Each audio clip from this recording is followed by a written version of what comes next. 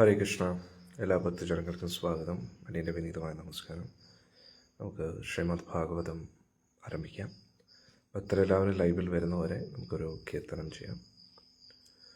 ജയ രാധ മാധവ ജയോ കുഞ്ച ബിഹാരി ജയ രാധ മാധവ ജയോ കുഞ്ച ബിഹാരി ജയ ഗോപി ജന വല്ലഭ ജയോ ഗിരിവരധാരി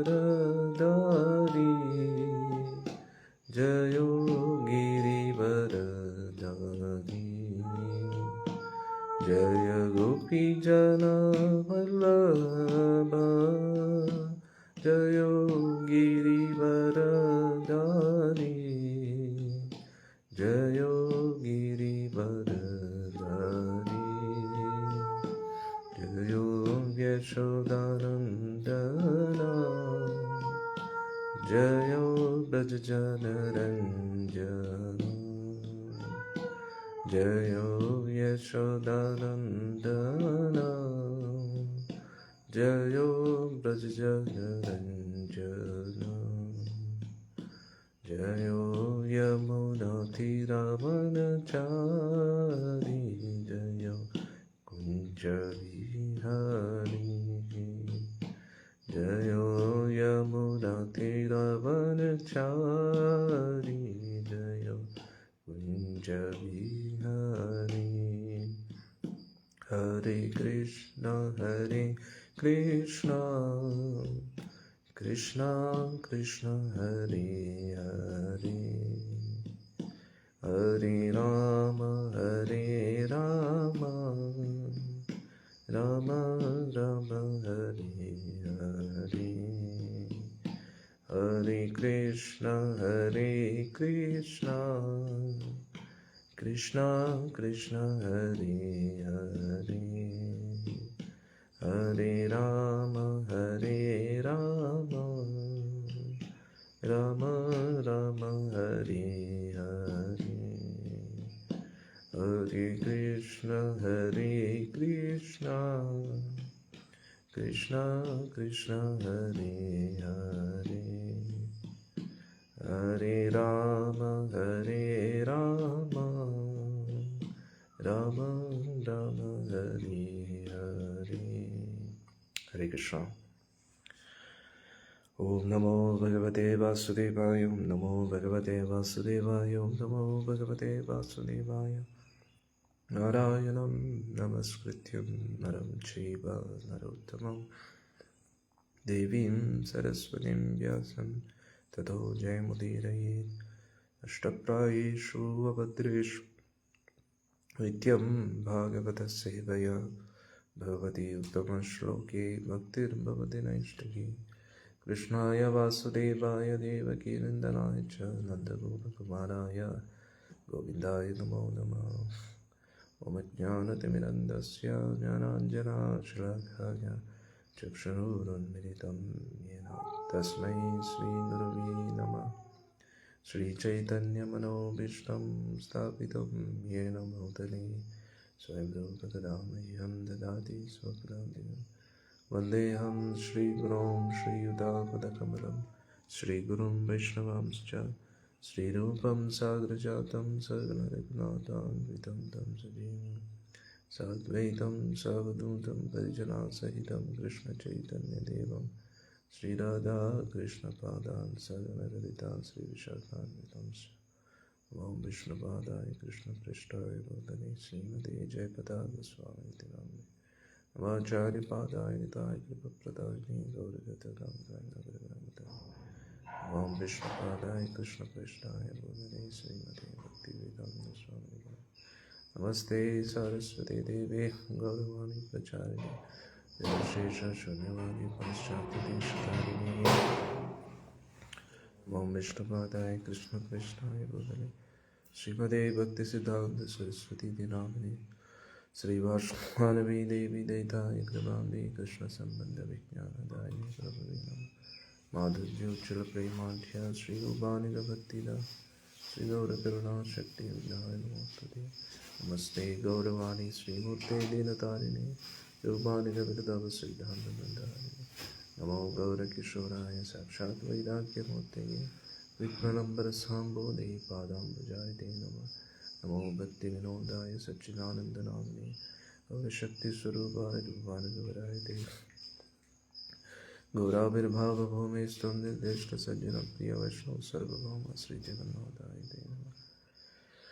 നമോ മഹാവദന്യായ കൃഷ്ണപ്രേമപ്രദായ തേ കൃഷ്ണായ കൃഷ്ണചൈതന്യനാമിനേ ഗൗരദർശേ നമഃ.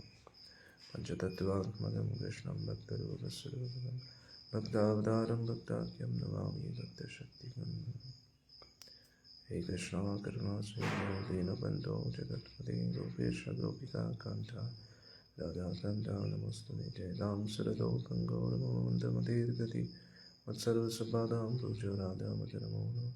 ദിവ്യവൃന്ദാരണ്യകൽപദ്രുമദാ ശ്രീമദ് രത്നാവതാര സിംഹാസനസ്ഥോ ശ്രീമദ് രാധാ ശ്രീഗോവിന്ദദേവ കൃഷ്ണാനദിസേവ്യമാനസ്മരാമി. ശ്രീമണ്ഡാസരസാരംഭീ വംശീപടത്തടസ്ഥിതകർഷണവേണുസ്വനേ ഗോപേ ഗോപിനാഥശ്രീ തപ്തകാഞ്ചന ഗൗരാംഗീ രാധേ വൃന്ദാവനേശ്വരി വൃഷഭാനോ സുദേവി വിപ്രമാമി ഹരിപ്രിയ. ജയ ശ്രീ കൃഷ്ണ ചൈതന്യ പ്രഭു നിത്യാനന്ദ ശ്രീ അദ്വൈത ഗദാധര ശ്രീവാസവതി ഗൗരഭക്തവൃന്ദ. ശ്രീകൃഷ്ണ ചൈതന്യ പ്രഭു നിത്യാനന്ദ ശ്രീ അദ്വൈത ഗദാധര ശ്രീവാസവതി ഗൗരഭക്തവൃന്ദ. ഹരേ കൃഷ്ണ കൃഷ്ണ കൃഷ്ണ ഹരേ ഹരേ ഹരേ രാം രാം രാം ഹരേ. ഹരേ കൃഷ്ണ കൃഷ്ണ കൃഷ്ണ ഹരേ ഹരേ ഹരേ രാം രാം ഹരേ. ഹരേ കൃഷ്ണ കൃഷ്ണ കൃഷ്ണ ഹരേ ഹരേ ഹരേ രാം രാം ഹരേ ഹരേ. മൂകം കരോതി വാചാലം ഭംഗം ലംഘയതി ഗിരിം യത്കൃപാതമഹംതേ ശ്രീഗുരും ദിനതാരിണം പരമാനന്ദമാധവം ശ്രീ ചൈതന്യമേശ്വരം. ഹരി ഓം തത്സത്. നമുക്ക് ഇന്നത്തെ സത്സംഗം ആരംഭിക്കാം.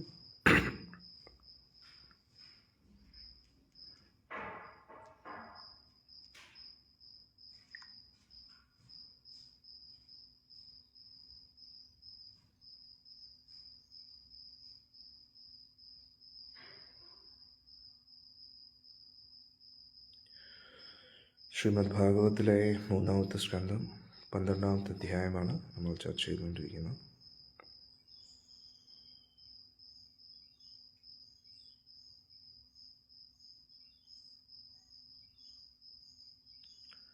ബ്രഹ്മദേവൻ എങ്ങനെ ബ്രഹ്മദേവനിൽ നിന്നും വേദങ്ങളൊക്കെ വന്നു, അതൊക്കെ നമ്മൾ പഠിച്ചു. ഇനി 36-ാമത്തെ ശ്ലോകമാണ് നമ്മളെടുക്കാൻ പോകുന്നത്. വിദുരവാച സവൈ വിശ്വസൃജാമീശോ വേദാദീൻ മുഖതോ സൃജത് യദ്യതേന സൃജദ്ദേവസ്തന്മേ ബ്രൂഹി തപോധന. വിദുരർ പറഞ്ഞു. വിദുരർ മൈത്രേഷിയെടുത്ത് ചോദിക്കുകയാണ്,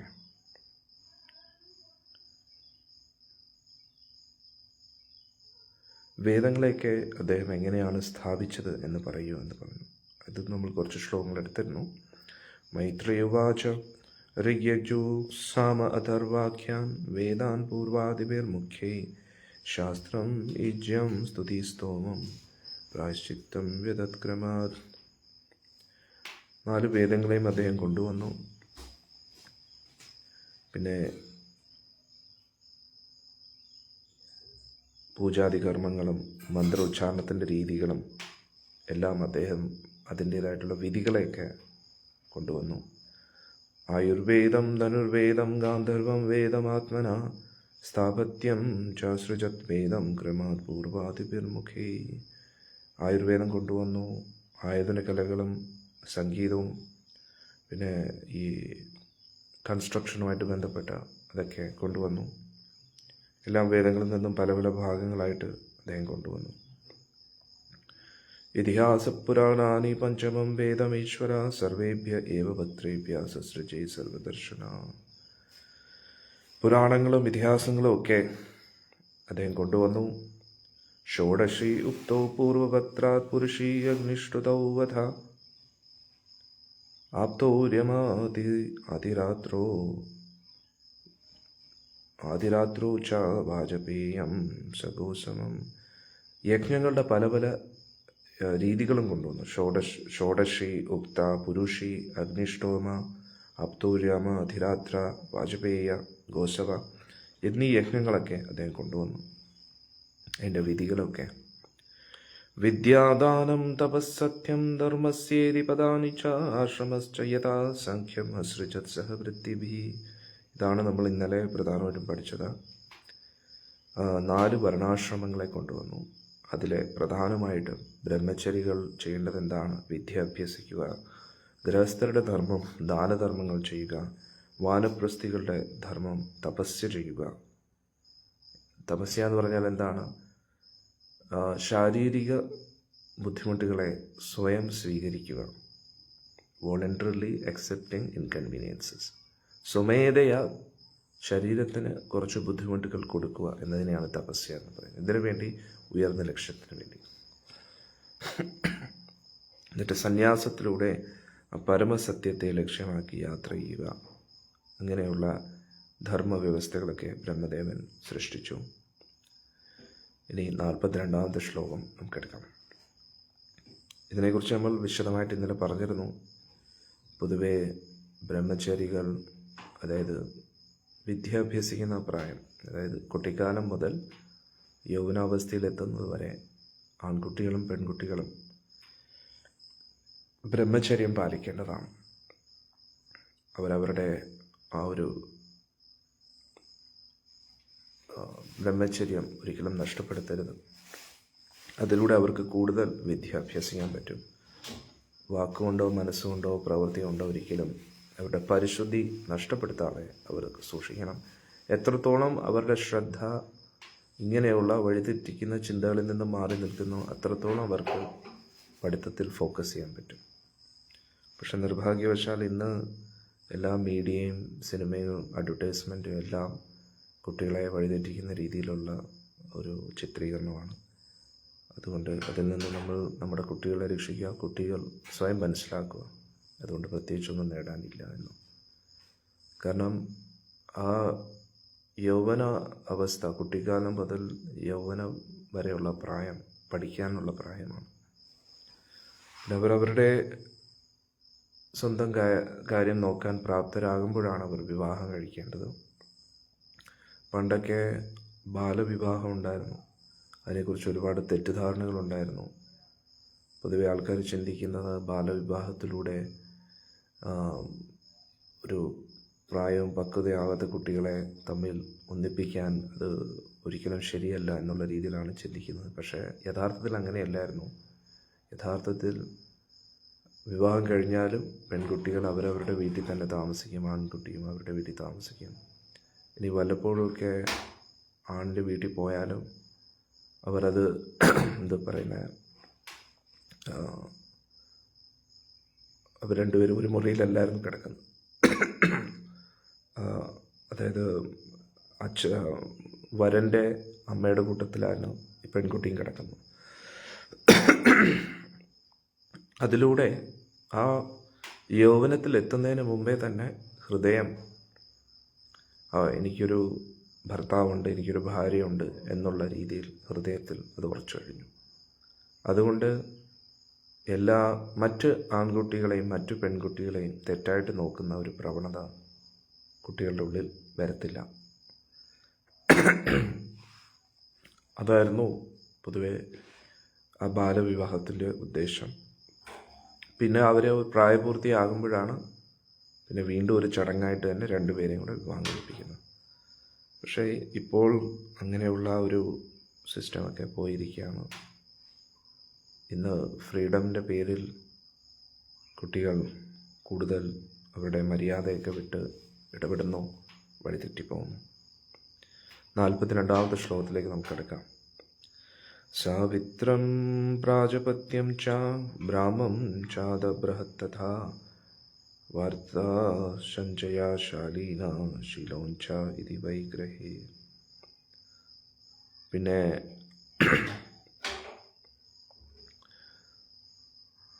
ഉപനയന കർമ്മങ്ങളെക്കുറിച്ചൊക്കെ അതിൻ്റെ വിധികളും അതൊക്കെ അതിൻ്റേതായിട്ടുള്ള വിധികളും ബ്രഹ്മദേവൻ കൊണ്ടുവന്നു. ഇവിടെ ഉപനയനത്തിൻ്റെ വിധി പറയുന്നു. ഒരാൾ ഉപനയനം സ്വീകരിക്കണമെങ്കിൽ ആ ദീക്ഷ സ്വീകരിക്കേണ്ട നിബന്ധനകൾ ഇവിടെ പറയുന്നു. എന്താണ്?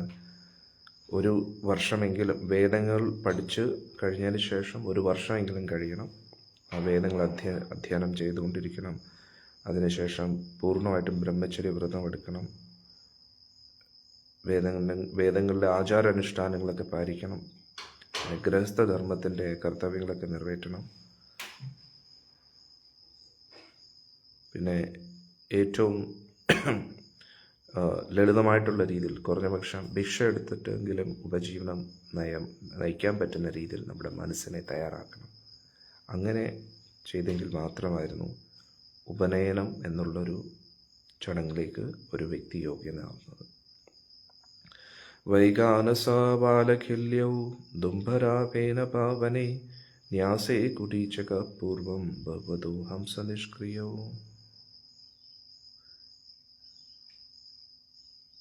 ഇനി സന്യാസത്തിൻ്റെ 4 വ്യവസ്ഥകളെക്കുറിച്ചും അതിൻ്റെ വിധികളും ബ്രഹ്മദേവൻ തയ്യാറാക്കി.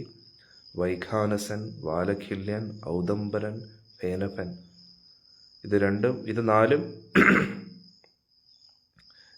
ഈ 4 രീതികൾ, ഏതാ? വൈഖാനസൻ, വാലഖില്യൻ, ഔദംബരൻ, ഫേനഫൻ, ഇത് 4 വാനപ്രസ്ഥാശ്രമത്തിൻ്റെ 4 വിഭാഗങ്ങളാണ്. പിന്നെ 4 സന്യാസ വ്യവസ്ഥകളെക്കുറിച്ചും അതിൻ്റെ വിധികളും ബ്രഹ്മദേവൻ സൃഷ്ടിച്ചു. എന്തൊക്കെയായിരുന്നു? കുടീചകൻ, ബഹുവദൻ, ഹംസൻ, നിഷ്ക്രിയൻ. ഇതെല്ലാം ബ്രഹ്മദേവൻ ഇതിനെക്കുറിച്ച്, ഇത് 4 രീതിയിലുള്ള ജീവിത രീതിയാണ്. വാനപ്രസ്ഥത്തിൽ എങ്ങനെ നമ്മൾ ജീവിക്കണം, സന്യാസത്തിൽ എങ്ങനെ ജീവിക്കണം, അങ്ങനെയുള്ള വ്യവസ്ഥകളൊക്കെ അദ്ദേഹം സൃഷ്ടിച്ചു. ഇനി 44-ാമത്തെ ശ്ലോകം. അന്വീക്ഷിക്കീത്രയീവാർത്ഥ ദണ്ഡനീതിസ്തഥൈവ ച ഏവം വിഹൃതയശ്ചാസൻ പ്രണവോ ഹി ഹസ്യ ദഹൃത. തർക്കശാസ്ത്രങ്ങളും വേദങ്ങളുടെ ലക്ഷ്യത്തെക്കുറിച്ചും നിയമനിബന്ധനകളും സദാചാരം എന്തായിരിക്കണം, പിന്നെ ഉച്ചാരണ രീതി, ഭൂഭുവസ്വ, അങ്ങനെയുള്ള ഗായത്രി മന്ത്രങ്ങളെ പോലുള്ള ഉച്ചാരണ രീതികൾ, പിന്നെ പ്രണവ ഓംകാരവും അദ്ദേഹത്തിൻ്റെ ഹൃദയത്തിൽ നിന്ന് വന്നു എന്ന് പറയുന്നു. തസ്യോഷ്ണിക് ആസീലോമഭ്യോ ഗായത്രി ചത്വജ വിഭോ തൃഷ്ടും വംസാശ്നുതോ അനുഷ്ടുബ് ജഗതി അസ്തന പ്രജാപതി. ഇനി എഴുത്തിൻ്റെ രീതി. ഉഷ്ണിക്, ഇത് വേദമന്ത്ര ഉച്ചാരണത്തിൻ്റെ ഒരു രീതിയാണ്. അതെല്ലാം ബ്രഹ്മദേവൻ്റെ രോമത്തിൽ നിന്നും വന്നു. അതിനുശേഷം ഗായത്രി മന്ത്രം വന്നു അദ്ദേഹത്തിൻ്റെ ത്വക്കിൽ നിന്നും. തൃഷ്ടൂപ്, ഇതും പൊതുവെ കാവ്യം രചിക്കുന്നതിൻ്റെ ഒരു രീതിയാണ് തൃഷ്ടൂപ് എന്ന് പറയുന്നത്. അത് അദ്ദേഹത്തിൻ്റെ ശരീരത്തിൽ നിന്ന് പറഞ്ഞു. അനുഷ്ടുപ്, അത് നാഡിനരമ്പുകളിൽ നിന്ന് വന്നു എന്ന് പറയുന്നു. പിന്നെ ജഗതി, അത് അദ്ദേഹത്തിൻ്റെ അസ്ഥികളിൽ നിന്നും വന്നു എന്ന് പറയുന്നു. ബ്രഹ്മദേവൻ്റെ ശരീരത്തിൻ്റെ പല ഭാഗങ്ങളിൽ നിന്നും വേദങ്ങളുടെ പല പല ഡിവിഷൻസും അതിൻ്റേതായിട്ടുള്ള ഓരോരോ സെക്ഷൻസും ബ്രഹ്മദേവൻ്റെ ദേഹത്തിൽ നിന്ന് വരികയാണ്. അന്നേരം ഇതിൽ നിന്ന് നമ്മൾ മനസ്സിലാക്കേണ്ടത്, ചില വ്യക്തികൾ ചിന്തിക്കാറുണ്ട് വേദങ്ങൾ മനുഷ്യർ സൃഷ്ടിച്ചതാണ്, മനുഷ്യർ തോന്നിയതുപോലെ എഴുതിയതാണെന്നൊക്കെ. പക്ഷേ യഥാർത്ഥത്തിൽ അങ്ങനെയല്ല, ഇത് ബ്രഹ്മദേവൻ തന്നെ കൊണ്ടുവന്നതാണ്. ഇന്നിവിടെ പറയുന്നു എഴുത്തിൻ്റെ രീതികളും കൊണ്ടുവന്നു എന്ന് പറയുന്നു. അതിൻ്റെ അർത്ഥം, പക്ഷെ നമ്മൾ കേൾക്കുന്നത് വ്യാസമഹർഷിയാണ് ആ ഗ്രന്ഥങ്ങൾ എഴുതിയത്, അതിനു മുമ്പ് എഴുത്തിൻ്റെ ആവശ്യമില്ല. എഴുത്തിൻ്റെ ആവശ്യമില്ല എന്നതിൻ്റെ അർത്ഥം എഴുതുന്നില്ല എന്നല്ല. വേദങ്ങളെ എഴുതിയത് ബ്രഹ്മദേവനാണ്, അതിനു മുമ്പേ എഴുതേണ്ട ആവശ്യമില്ലായിരുന്നു എന്ന് നമുക്ക് പറയാൻ കഴിയില്ല. എഴുത്തും അന്നേരവും ഉണ്ടായിരുന്നു, അതിന് മുമ്പേ അതിനെക്കുറിച്ചുള്ള അറിവുകളും ഉണ്ടായിരുന്നു. അവർ മനസ്സിലായിരുന്നു എഴുതുന്നത്. അവർക്കിങ്ങനെ ഒരു ഗ്രന്ഥത്തിൽ എഴുതേണ്ട ആവശ്യമില്ല. എഴുത്തിനെക്കുറിച്ചുള്ള അറിവുകളും ആദ്യം സൃഷ്ടിയുടെ മുമ്പിൽ തന്നെ വന്നു. പക്ഷേ ശിഷ്യർ അത് കേട്ട് തന്നെ എല്ലാം ഹൃദ്യസ്ഥമാക്കുന്ന രീതിയിൽ അവരുടെ കഴിവിനെ തയ്യാറാക്കിയിരുന്നു. അതുകൊണ്ട് അവർക്ക് എഴുതേണ്ട ആവശ്യം വന്നിട്ടില്ല. ഇപ്പം നമ്മളെങ്ങനെയാണോ ഇപ്പോൾ ഇന്നും കുട്ടികൾ ബുക്സ് തന്നെയാണ് എഴുതുന്നത്. പക്ഷേ വിദേശത്തൊക്കെ അവരുടെ മൊബൈലിൽ തന്നെ എല്ലാം നോട്ട്സ് എഴുതും. മൊബൈലിലോ അല്ലെങ്കിൽ ഒരു പാഡിലോ ഒരു ടാബ്ലറ്റിലോ അവരുടെ എല്ലാ സ്കൂളിൽ പഠിപ്പിക്കുന്ന എല്ലാ കാര്യങ്ങളും അതിൽ സ്റ്റോർ ചെയ്യും. അന്നേരം നോക്കുന്ന സമയത്ത് ബുക്സും എല്ലാം അതിനകത്ത് തന്നെയാണ്. ഒരു മൊബൈലിൽ അല്ലെങ്കിൽ വലിയൊരു ഐപാഡ് പോലുള്ള ഒരു സാധനത്തിനകത്താണ് എല്ലാം ഇരിക്കുന്നത്. അന്നേരം പുറമേ നോക്കുമ്പോൾ ബുക്സ് കൊണ്ടുപോകുന്നില്ല, എഴുതുന്നില്ല. അതിൻ്റെ അർത്ഥം അവർ എഴുതുന്നില്ലെന്നാണോ? എഴുതുന്നുണ്ട്. അവരുടെ മൊബൈലിലാണ് അല്ലെങ്കിൽ ടാബ്ലറ്റിലോ ലാപ്ടോപ്പിലോ ആണ് എല്ലാം സ്റ്റോർ ചെയ്യുന്നത്. അതിനകത്ത് തന്നെ ബുക്സും എല്ലാം ഉണ്ട് അല്ലേ? അന്നേരം അതേപോലെ ഇതിനു മുമ്പേ ഉള്ള ശിഷ്യർ അവരുടെ മനസ്സാകുന്ന ഈ ലാപ്ടോപ്പിൽ എല്ലാം സ്റ്റോർ ചെയ്യുമായിരുന്നു. അത്രത്തോളം അവർക്ക് കഴിവുകളുണ്ടായിരുന്നു, സിദ്ധികളുണ്ടായിരുന്നു. ഒരിക്കൽ കേൾക്കുമ്പോൾ തന്നെ അവർക്കെല്ലാം ഉള്ളിൽ സ്റ്റോർ ചെയ്യാൻ പറ്റും. അതാണ് നമ്മൾ മനസ്സിലാക്കുന്നത്. പക്ഷേ ഇനി കലിയുഗത്തിലുള്ള ജനങ്ങൾക്ക് അത് ബുദ്ധിമുട്ടായിരിക്കും എന്ന് മനസ്സിലാക്കിയിട്ടാണ് നമുക്ക് വേണ്ടി അതെല്ലാം എഴുതപ്പെട്ടത് എന്ന് മനസ്സിലാക്കും. ഇനി 46-ാമത്തെ ശ്ലോകം. മജ്ജയാ പങ്ക്തിരുത്പന്ന ബൃഹതി പ്രാണതോ ഭവത്. ഇവിടെ അതാണ് അടുത്ത പറയുന്നത്. എഴുതേണ്ട രീതികൾ, പിന്നെ അതായത് പല പല രീതിയിലുള്ള എഴുത്തിനെ കുറിച്ചുള്ള അറിവുകൾ, അതെല്ലാം ബ്രഹ്മദേവന്റെ ശരീരത്തിൽ നിന്ന് വന്നു. സ്പർശസ്തസ്യാഭവജ്ജീവ സ്വരദേഹോ ഉദാഹൃത ഉഷ്മണ്ണം ഇന്ദ്രിയാണിയാഹുർ അന്തസ്ഥ ബലമാത്മന സ്വരസപ്താവിഹാരേണ ഭവന്തി സ്മ പ്രജാപതി. എല്ലാവിധ അക്ഷരങ്ങളും ബ്രഹ്മദേവനിൽ നിന്ന് വരുന്നു എന്ന് പറയുന്നു. സപ്തസ്വരങ്ങളും, സംഗീതത്തിൻ്റെ ആ സപ്തസ്വരങ്ങളും എല്ലാം ബ്രഹ്മദേവനിൽ നിന്ന് വരുന്നു എന്ന് പറയുന്നു.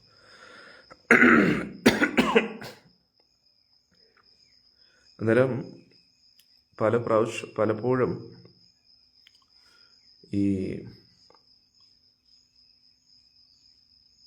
ഈ ആർക്കിയോളജി സർവേ ഒക്കെ നടത്തുന്ന വ്യക്തികൾ, ഈ പുരാവസ്തു ഗവേഷണ ഡിപ്പാർട്ട്മെൻ്റൊക്കെ,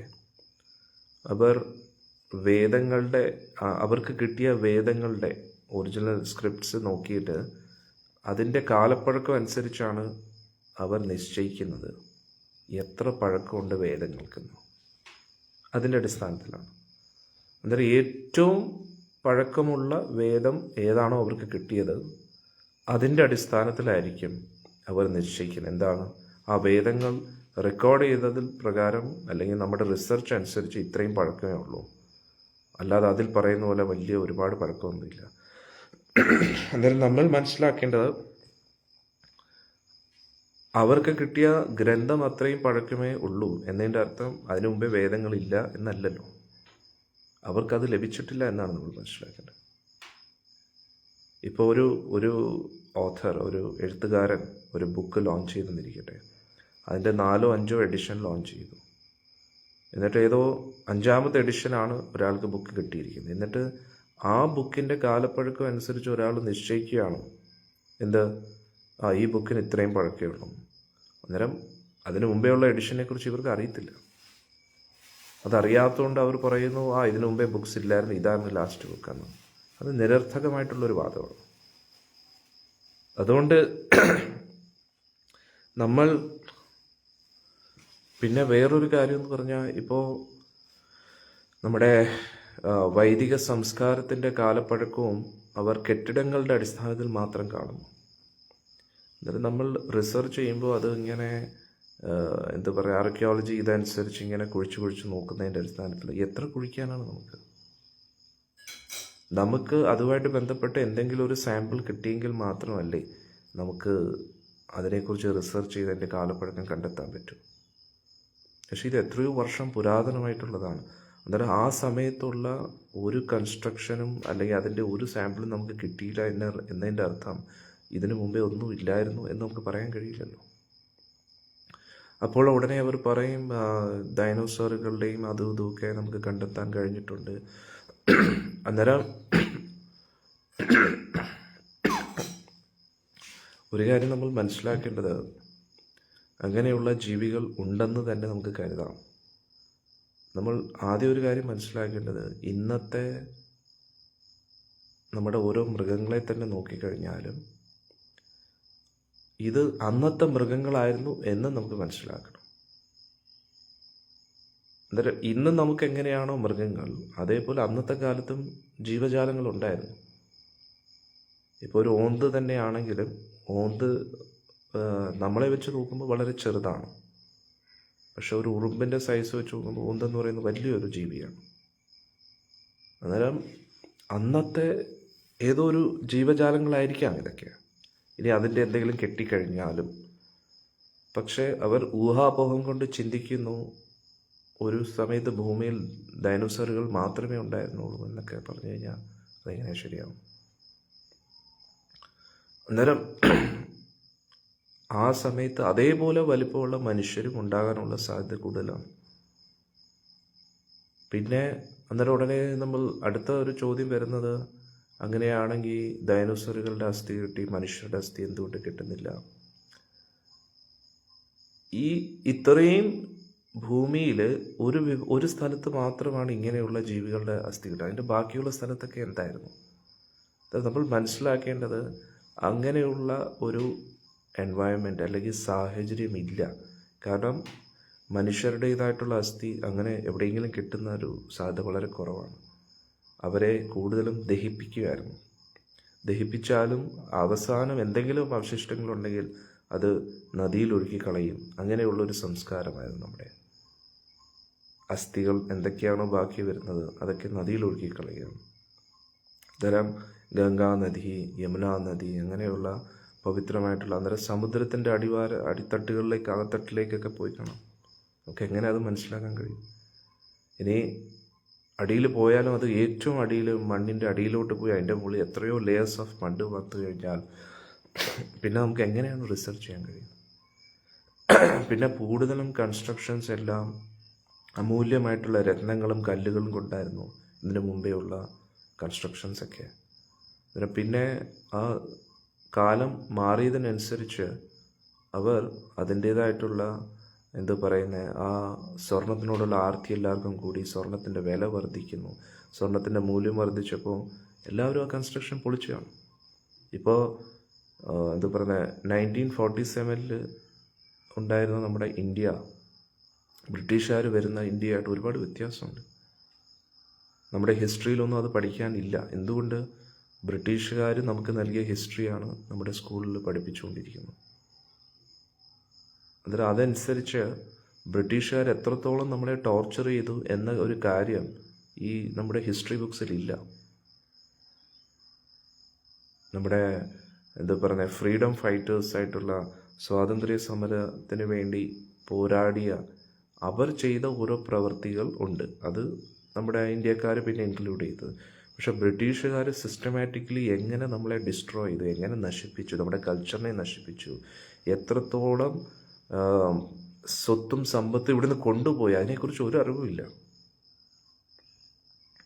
മുഗളന്മാർ വന്ന് ഭരിച്ചു, അവരെത്രത്തോളം സ്വർണം കൊണ്ടുപോയി അതിനെക്കുറിച്ച് ഒരു കണക്കില്ലെന്നുള്ള. ഇതൊക്കെ എവിടെയെങ്കിലും എഴുതുന്നുണ്ടോ? എത്രത്തോളം അമ്പലങ്ങൾ തകർത്തു എന്ന് എഴുതിയിട്ടുണ്ടോ? അതൊന്നും ആരും നോക്കാറില്ല. അതായത് എത്രയോ കൺസ്ട്രക്ഷൻ അങ്ങനെ നശിപ്പിച്ചിരിക്കുന്നു. ഈ ഒരു 500-1000 വർഷം മുമ്പേ തന്നെ ഒരുപാട് തകർച്ചകൾ സംഭവിച്ചിട്ടുണ്ട്. ഇവിടെയും വൃന്ദാവനത്തിൽ രാധാ ഗോവിന്ദ് ക്ഷേത്രമുണ്ട്. ഇന്ന് തന്നെ നമ്മൾ നോക്കുമ്പോൾ വലിയൊരു സ്ട്രക്ചറാണ്. ഒരു 4-5 ബിൽഡിംഗ് പൊക്കത്തിലാണ്, ഹൈറ്റിലാണ് ആ അമ്പലത്തിൻ്റെ സ്ട്രക്ചർ ഇരിക്കുന്നത്. ആഗ്രയിൽ ഇരുന്നു കൊണ്ട് അതിൻ്റെ ഗോപുരം എല്ലാവർക്കും കാണാൻ പറ്റുമായിരുന്നു. അത്രയ്ക്ക് ഉയരത്തിലായിരുന്നു അത്. അതിൻ്റെ മുകൾ ഭാഗം തകർത്തിരുന്നു. എന്നാലോചിച്ചു. എന്നാലും ഇങ്ങനെ ഒരുപാട് കാര്യങ്ങളുണ്ട്. ഇതിന് നമ്മൾ പഠിക്കുന്ന ഒരു ഹിസ്റ്ററി എന്ന് പറഞ്ഞു കഴിഞ്ഞാൽ അത് കംപ്ലീറ്റ് ഹിസ്റ്ററി അല്ല.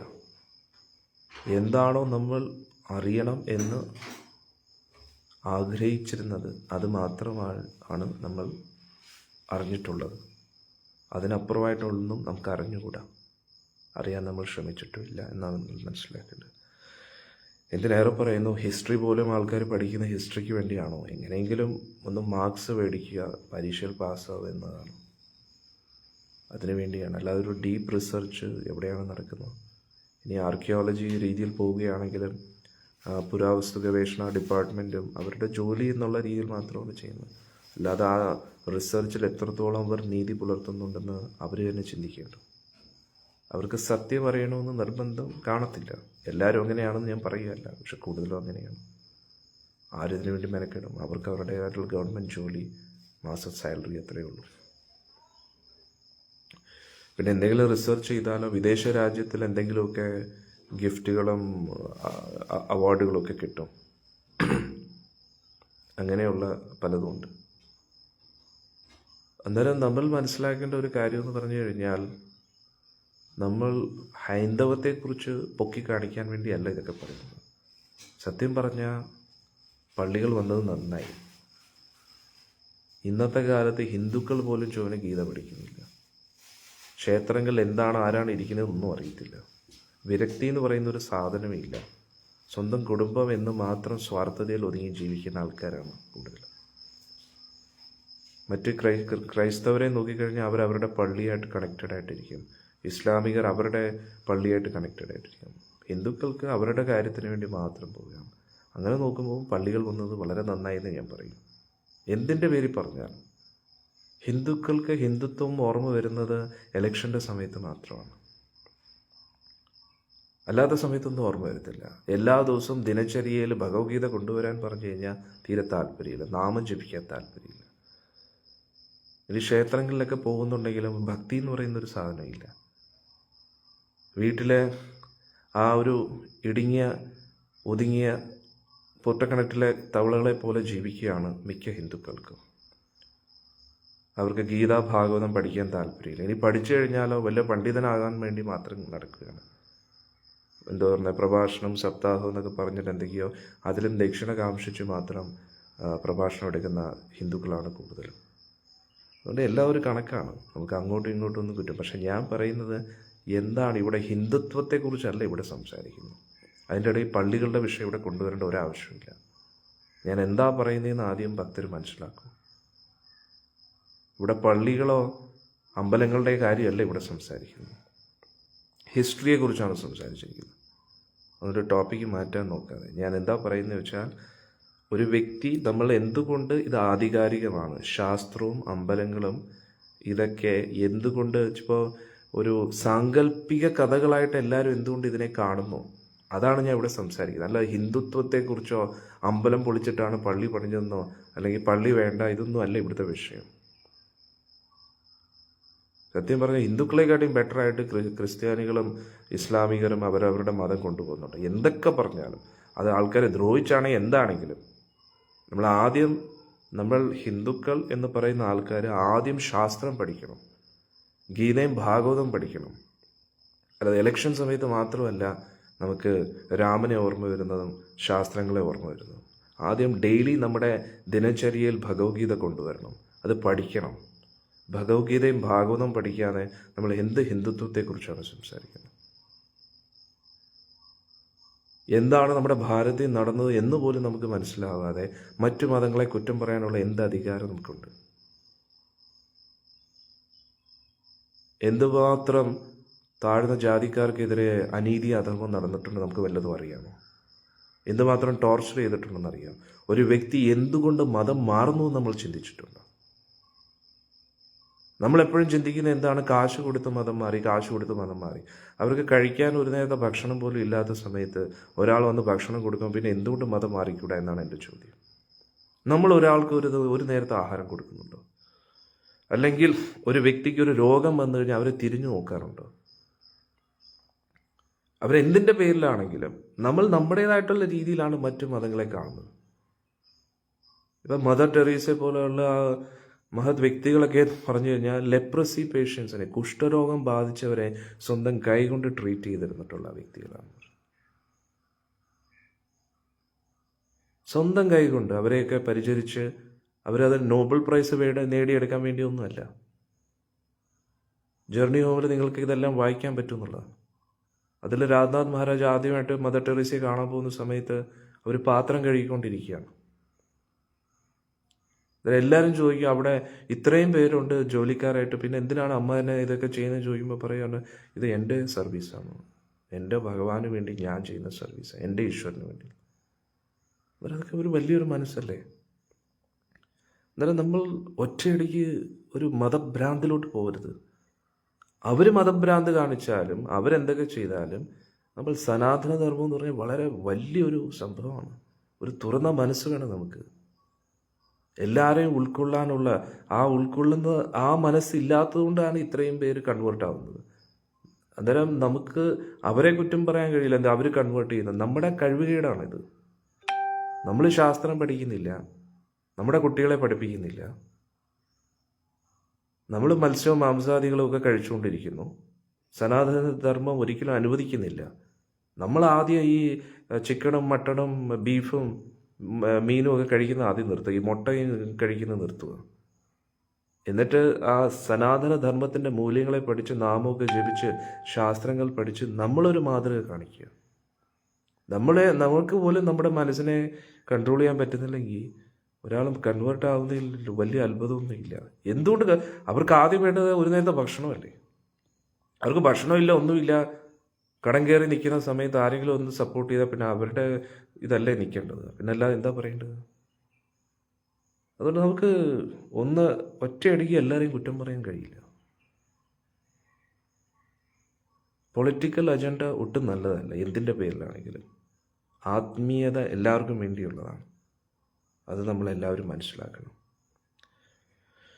ഒന്നിൻ്റെ പേരിലും നമ്മൾ സെൻറ്റിമെൻ്റൽ അപ്രോച്ച് ഒട്ടും നല്ലതല്ല. നമ്മൾ ആദ്യം ശാസ്ത്രം നന്നായി പഠിക്കണം, നമ്മൾ ആചരിക്കണം. അന്നേരം നമ്മൾ ആചരിക്കുമ്പോൾ നമ്മുടെ ജീവിതമാണ് നന്നാവാൻ പോകുന്നത്. മറ്റുള്ളവർ അത് ഫോളോ ചെയ്താൽ എന്ത്, മറ്റുള്ളവർ അത് ഫോളോ ചെയ്തില്ലെങ്കിൽ എന്ത്, അത് അവരുടെ പ്രശ്നമാണ്. അതുകൊണ്ട് നമ്മൾ പള്ളികൾ വരുന്നത് കൊണ്ടോ അമ്പലങ്ങൾ ശരിയാവുന്നില്ല എന്ന് പറഞ്ഞ് നമ്മൾ ടെൻഷൻ അടിക്കേണ്ട ആവശ്യമില്ല. അമ്പലങ്ങൾ നന്നാവത്തിൻ്റെ മെയിൻ കാരണം അമ്പലത്തിലെ പുരോഹിതന്മാർക്ക് പോലും പൂജാരിമാർക്ക് പോലും അറിഞ്ഞുകൂടെ അകത്തിരിക്കുന്ന ആരാണ്. ആ ക്ഷേത്രത്തിലെ കമ്മിറ്റിക്കാർക്ക് പോലും എല്ലാം അവരവരുടെ കാര്യം മാത്രം നോക്കിയിരിക്കുകയാണ്. അവർക്ക് വേണ്ടി വലിയ വലിയ വീടുകൾ പണിയും, പക്ഷേ അമ്പലത്തിന് വേണ്ടി ഒരു കാര്യത്തിനും താല്പര്യമില്ലെന്നു. 2 നില 3 നില വീടൊക്കെ ഉണ്ടാക്കും എന്നുള്ളതാണ്, കടം പേടിച്ചിട്ടെങ്കിലും. പക്ഷെ അവരുടെ സമൂഹത്തിൽ അവരുടെ നടുക്കിരിക്കുന്ന ഒരു ക്ഷേത്രത്തിനെ നന്നാക്കി കൊണ്ടുപോകാൻ വേണ്ടി അവർക്ക് താല്പര്യമില്ലെന്നുള്ളതാണ്. എല്ലായിടത്തും പ്രശ്നമുണ്ട്. അതുകൊണ്ട് നമ്മൾ ആരെയൊക്കെ കുറ്റം പറയും? കുറ്റം പറയാൻ വേണ്ടി പറയുന്നതല്ല, നമ്മൾ ആദ്യം നന്നാവുക, എന്നിട്ട് മറ്റുള്ളവരെ കുറിച്ച് പറയുക. നമ്മളാണ് ആദ്യം നന്നാവേണ്ടത്. സ്വന്തം വീട് നന്നാക്കാനും അതിന് റിനോവേറ്റ് ചെയ്യാനും സ്ഥലം മേടിക്കാനും എല്ലാം കാശുണ്ട്. അമ്പലത്തിൻ്റെ കാര്യം വരുമ്പോൾ ഒരു കാശില്ല, അതിനും പിരിവെടുക്കണം. എന്നാലോചിച്ചു പോകണം. അതിന് പിരിവെടുത്തിട്ട് അതിൽ നിന്നും കാശ് അടിച്ചു മാറ്റുന്ന ആൾക്കാരാണ് നമ്മുടെ കമ്മ്യൂണിറ്റിയിലുള്ളത്. ആ കാശ് അടിച്ചു മാറ്റി അതിൽ വെള്ളം അടിക്കുന്ന ആൾക്കാരാണ്. അതുകൊണ്ട് എല്ലായിടത്തും പ്രശ്നമാണ്. നമ്മൾ ഒരു വിഭാഗത്തെ മാത്രം കുറ്റം പറയാൻ പറ്റില്ല. അന്നേരം ഇന്ന് ഞാൻ ഈ പറഞ്ഞതിൻ്റെ പ്രധാന ടോപ്പിക് മനസ്സിലാക്കുക. ഇതൊന്നുമല്ല എൻ്റെ ചർച്ചാ വിഷയം. എൻ്റെ ചർച്ചാ വിഷയം എന്ന് പറഞ്ഞു കഴിഞ്ഞാൽ, ആൾക്കാർ തെറ്റിദ്ധരിക്കുന്നു നമ്മൾ ഈ സനാതനധർമ്മത്തിൽ പറയുന്ന സൃഷ്ടികർമ്മങ്ങളും അതും ഇതുമൊക്കെ സാങ്കല്പികമാണെന്ന് ചിന്തിക്കുന്നു. പക്ഷേ അത് എത്ര നിരർത്ഥകമായിട്ടുള്ള സ്റ്റേറ്റ്മെൻ്റ് ആണ് എന്നാണ് നമ്മൾ മനസ്സിലാക്കേണ്ടത്. അത് മനസ്സിലായെങ്കിൽ മാത്രമേ നമുക്ക് നമ്മുടെ കുട്ടികൾക്ക് ഇത് പറഞ്ഞു കൊടുക്കാൻ പറ്റൂ. നമ്മളെപ്പോഴും പറയുന്നത് അവനോട് പറഞ്ഞിട്ട് കാര്യമില്ല, എൻ്റെ കുട്ടിയോട് പറഞ്ഞിട്ട് കാര്യമില്ല. കുട്ടിക്കാലത്ത് നല്ല ഈശ്വര വിശ്വാസമായിരുന്നു. കുട്ടിക്കാലത്ത് വേറെ ഓപ്ഷനില്ല, അച്ഛനമ്മ പറഞ്ഞ് കേട്ടല്ലേ പറ്റൂ. പക്ഷെ വലുതാവുമ്പോൾ അവൻ്റേതായിട്ടുള്ള രീതിയിൽ ചിന്തിക്കാനും തീരുമാനമെടുക്കാനും ആ കഴിവ് എത്തുമ്പോൾ അവൻ്റെ രീതിയിൽ ചിന്തിച്ചു തുടങ്ങും. കുട്ടിക്കാലം മുതലേ എന്തുകൊണ്ട് നമ്മൾ ഹിന്ദുക്കളായിട്ട് നിൽക്കുന്നു, എന്തുകൊണ്ട് നമ്മളിത് ഫോളോ ചെയ്യുന്നു എന്ന് ആദ്യം നമ്മൾ മനസ്സിലാക്കുക. നമുക്കതിനെല്ലാം മടിയാണെന്നുള്ളതാണ്. നമുക്ക് എങ്ങനെയെങ്കിലും ഒരു ദിവസത്തെ കാര്യം നടന്നു പോയാൽ മതി എന്നൊരു ചിന്താഗതിയാണ്. അന്നേരം നമ്മുടെ അലസത ആദ്യം മാറ്റുക, നമ്മൾ ശാസ്ത്രം പഠിക്കുക. നമ്മൾ ശാസ്ത്രം പഠിച്ച് മനസ്സിലാക്കിയെങ്കിൽ മാത്രമല്ലേ നമുക്ക് നമ്മുടെ കുട്ടികൾക്ക് പറഞ്ഞു കൊടുക്കാൻ പറ്റൂ. ഇത് നമുക്ക് പോലും മനസ്സിലായില്ല എങ്കിൽ എന്തിനാണ് നമ്മൾ ജപിക്കുന്നത്, എന്തിനാണ് അമ്പലത്തിൽ പോകുന്നത്? ഇതൊക്കെ നമുക്ക് പോലും മനസ്സിലായില്ലെങ്കിൽ പിന്നെ ആ കുട്ടികൾക്ക് എങ്ങനെ മനസ്സിലാവാനോ? ഒരു സൈഡിൽ കൂടെ അവരോട് നമ്മൾ പറയുന്നത് കാശുണ്ടാക്കും മോനെ, കാശ് നന്നായി നന്നായി പഠിക്കൂ, നന്നായി ജോലി നേടിയെടുക്കണം, എന്നിട്ട് വേണം ഈ വീട്ടിലെ നമ്മുടെ വീട്ടിലെ കടമൊക്കെ തീർക്കാൻ. ഇന്ന് കുട്ടിക്കാലം മുതലേ നമ്മളിങ്ങനെ എന്തോ പറഞ്ഞ് ഇട്ടുകൊണ്ടിരിക്കുകയാണല്ലോ. വീട്ടിലെ ദാരിദ്ര്യം പറഞ്ഞ് കുട്ടികൾക്ക് കാശിനോടുള്ള ആർത്തി കുട്ടിക്കാലം മുതലേ വർദ്ധിപ്പിക്കുന്നുള്ളത്. നമ്മൾ കുട്ടികളെ പന്തയത്തിന് വെച്ചിരിക്കുന്ന കുതിരകളെ പോലെയാണ് കാണുന്നത്. റേസിന് വേണ്ടി ഓടാനുള്ള കുതിരകളെ പോലെയാണ്. റേസ് കോഴ്സിൽ ഓരോ ആൾക്കാരും ഓരോ കുതിരയിലും പന്തയം വയ്ക്കും. എൻ്റെ കുതിര ജയിച്ചാൽ എനിക്ക് ഇത്രയും രൂപ, അത്രയും രൂപ, ഞാൻ എൻ്റെ ഈ കുതിരയുടെ മേലിൽ ഞാൻ ഇത്രയും രൂപ ഇടുകയാണ്. അതേപോലെയാണ് ഇന്നത്തെ കുട്ടികളെ റേസിന് ഓടാൻ വേണ്ടുന്ന കുതിരകളെ പോലെയാണ് വെച്ചിരിക്കുന്നത്. ഒരു ചിന്ത, എന്താ പറയുന്നത്, ഈ സ്വാർത്ഥതയിൽ നിന്നൊക്കെ നമ്മളൊന്ന് പുറത്തു വരണം. അതിനാദ്യം നമ്മൾ നന്നായി ശാസ്ത്രം പഠിക്കണം. നമ്മൾ ഗീതയും ഭാഗവതം പഠിച്ചില്ല എങ്കിൽ പിന്നെ നമുക്ക് എന്താണ് മറ്റുള്ളവരെ കുറിച്ച് പറയാൻ എന്ത് അധികാരം നമുക്കുള്ളൂ? 48ാമത്തെ ശ്ലോകം. ശബ്ദബ്രഹ്മാത്മനസ്തസ്യ വ്യക്താവ്യക്താത്മനഃ പരാ ബ്രഹ്മവാ ഭാധി വിദതോ നാനാശക്തി ഉപബ്രഹ്മിത.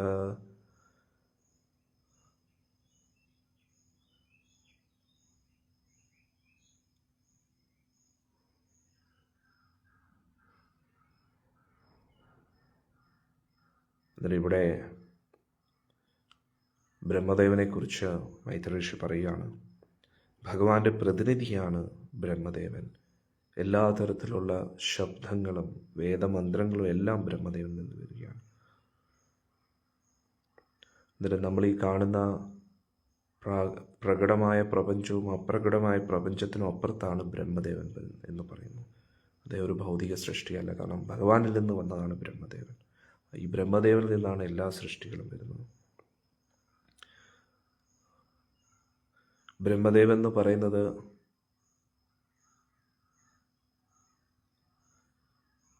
എന്തെങ്കിലും ആണെങ്കിലും ഹിന്ദുവിന് ഭഗവാന്റെ സംരക്ഷണമുണ്ട്, അന്നേരം ബാക്കി ആർക്കും സംരക്ഷണം ഇല്ലേ പ്രഭുജി? എന്ത് വർത്തമാണ് പ്രഭു? ഈശ്വരൻ എല്ലാവരുടേതാണ്, ഹിന്ദുക്കളുടെ മാത്രമല്ല. പ്രഭുജി ആദ്യം ഹിന്ദുത്വം എന്നുള്ള ചിന്തയിൽ നിന്ന് പുറത്തു വരും. ആ പാർട്ടി ചൊവ്വയാണ് നമ്മുടെ ഉള്ളിൽ ഹിന്ദുത്വം നിറയ്ക്കുന്നത്. ഈശ്വരൻ എല്ലാവരുടേതാണ്. ഈശാവാസ്യമിതം സർവം. ഹിന്ദുക്കളുടെ മാത്രമല്ല ഈശ്വരൻ എല്ലാവരുടേതാണ്.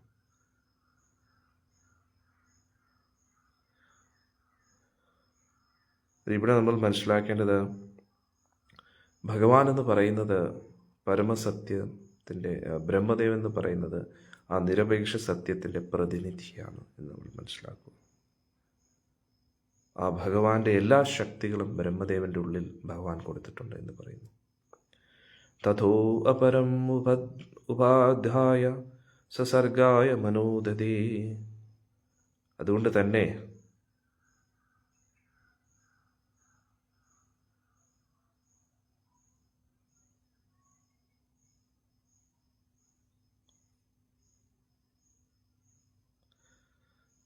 സൃഷ്ടികർമ്മങ്ങൾ മുന്നോട്ട് കൊണ്ടുവരാൻ വേണ്ടി അദ്ദേഹം പുതിയൊരു ശരീരത്തെ സ്വീകരിച്ചു. കാരണം ആദ്യത്തെ ബ്രഹ്മദേവൻ്റെ ശരീരം അതീന്ദ്രിയമായിട്ടുള്ള ശരീരമാണ്. ബ്രഹ്മദേവൻ്റെ മനസ്സിലൊരു തെറ്റ് വന്നപ്പോൾ ആ ശരീരത്തെ ത്യജിച്ചു. എന്നിട്ട് രണ്ടാമതൊരു ശരീരം സ്വീകരിച്ചിരുന്നു. ആ ശരീരത്തിലാണ് അദ്ദേഹം സൃഷ്ടികർമ്മങ്ങളൊക്കെ ചെയ്തുകൊണ്ടിരുന്നത്. അതും അതീന്ദ്രിയ ശരീരമായിരുന്നു. കാരണം എന്തുകൊണ്ടായിരുന്നു? കാരണം അത് ഭഗവാനിൽ നിന്ന് ഡയറക്റ്റ്ലി വന്ന ശരീരം. അതിൽ നിന്നാണ് എല്ലാ സൃഷ്ടികർമ്മങ്ങളും വന്നത്. അതുകൊണ്ട് ബ്രഹ്മദേവൻ എന്ത് ചെയ്തു? വീണ്ടും പുതിയൊരു ശരീരത്തെ സ്വീകരിച്ചു സൃഷ്ടികർമ്മങ്ങൾ ചെയ്യാൻ വേണ്ടി. എന്തായിരുന്നു അത്? ഋഷിനാം ഭൂരിവീര്യാണാം അഭിസർഗം അവിസ്തൃതം ജ്ഞത്വാ തദ്ഹൃദയേ ഭൂയ ചിന്തയമ്മാസ കൗരവാൻ. അന്നേരം പറഞ്ഞു മൈത്രേയി ഋഷി വിതുരരോട്,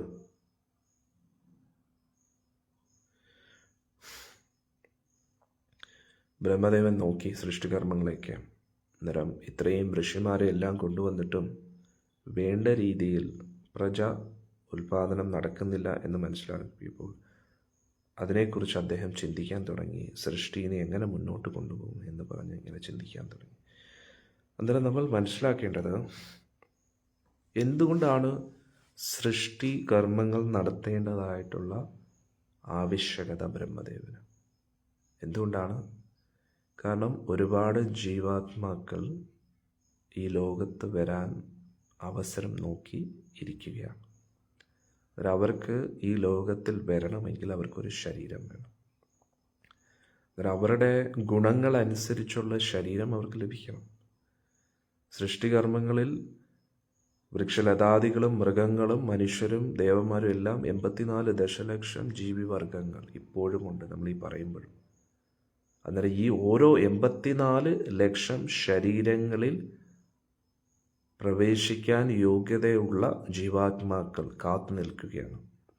അന്നേരം ബ്രഹ്മദേവൻ ജീവാത്മാക്കളെ അല്ല സൃഷ്ടിക്കുന്നത് എന്ന് നമ്മൾ മനസ്സിലാക്കുക. ബ്രഹ്മദേവൻ സൃഷ്ടിക്കുന്നത് ശരീരങ്ങളെയാണ്.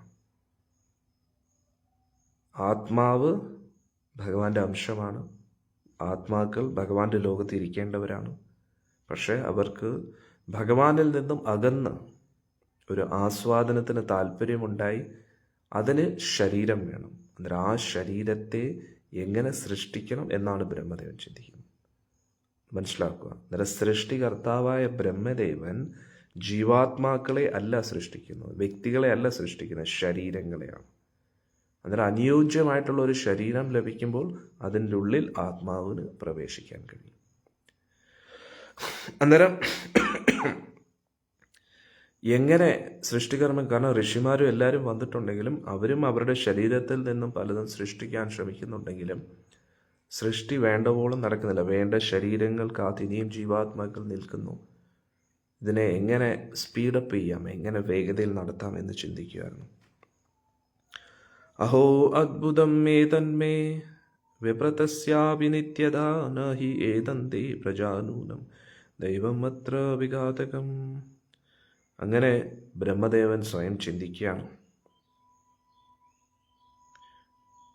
ഇത്രയും എൻ്റെ ശരീരത്തിൽ നിന്ന് സൃഷ്ടികർമ്മങ്ങൾ ചെയ്തിട്ടും വേണ്ടവോളം സൃഷ്ടി എനിക്ക് ചെയ്യാൻ കഴിയുന്നില്ല. ഇനിയിപ്പോൾ എന്താ ചെയ്യുക എന്ന് പറഞ്ഞ് വിഷമിച്ചിരിക്കുകയാണ്. ഏവം യുക്തകൃതസ്തസ്യ ദൈവം ചവേക്ഷതസ്തഥാ കസ്യ രൂപം അഭൂദേദ യത്കായം അഭിചക്ഷതേ. ഇങ്ങനെ ചിന്തിച്ചുകൊണ്ടിരുന്നപ്പോൾ പെട്ടെന്ന് തന്നെ അദ്ദേഹത്തിൻ്റെ ഉള്ളിൽ നിന്നും 2 ശരീരങ്ങൾ വന്നു. ആ 2 ശരീരങ്ങളും ബ്രഹ്മദേവനിൽ നിന്ന് വന്നതാണെന്ന് പറയുന്നു.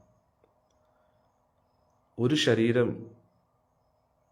ആണിൻ്റെ ശരീരവും ഒരു ശരീരം പെണ്ണിൻ്റെ ശരീരമാണെന്ന് പറയുന്നു.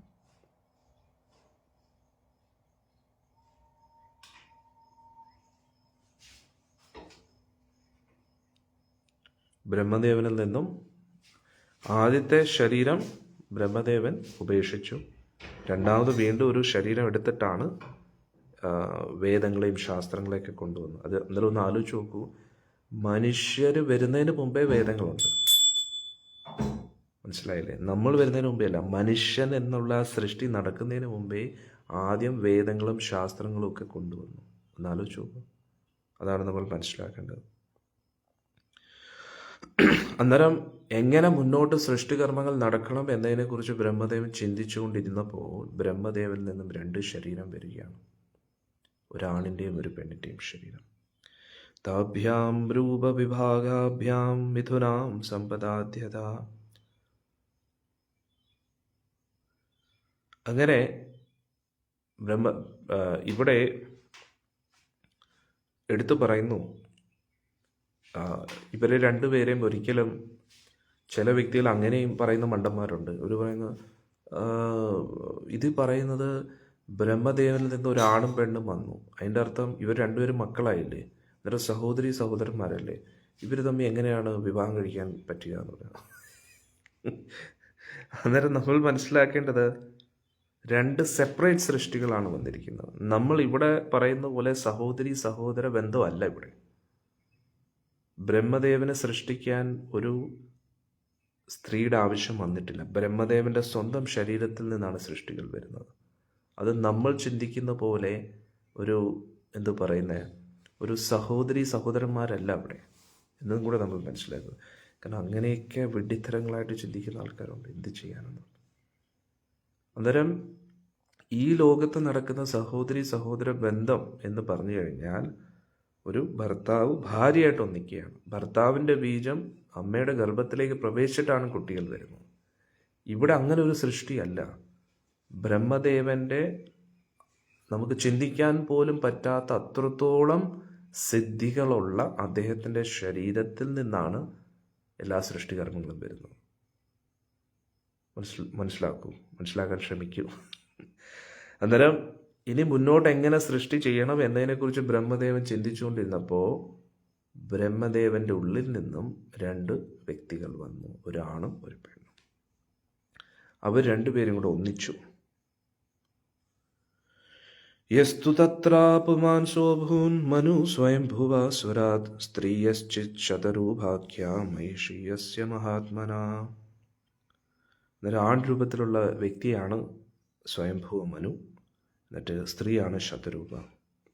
അന്നേരം ഇവരിൽ നിന്നാണ് മനുഷ്യവംശം മുന്നോട്ട് വരുന്നത്. മനസ്സിലാക്കുക.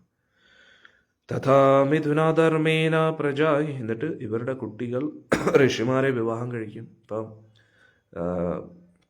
സ്വയംഭൂ മനുവിൻ്റെയും ശതരൂപയുടെയും മകളാണ് ദേവഹൂതി.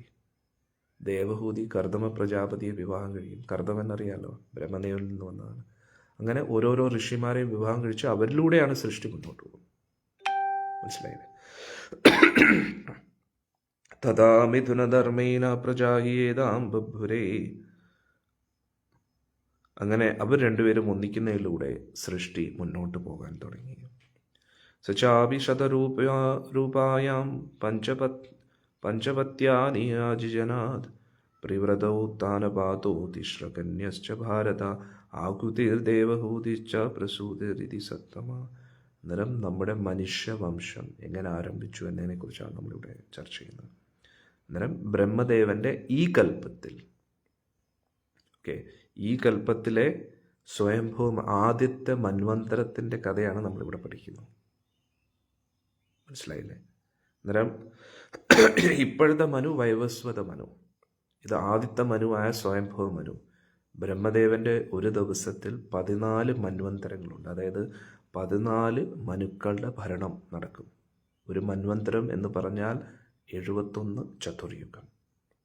അന്നേരം ഇന്നത്തെ ഈ ബ്രഹ്മദേവൻ്റെ ഈ ദിവസം ഏത് ദിവസം 50 വർഷം കഴിഞ്ഞിട്ട് ആദ്യത്തെ ദിവസത്തെ കാര്യമാണ് നമ്മൾ ഈ ചർച്ച ചെയ്യുന്നത്. അതിൻ്റെ തുടക്കത്തിലെ ആദ്യത്തെ മന്വന്തരം. ഓക്കെ.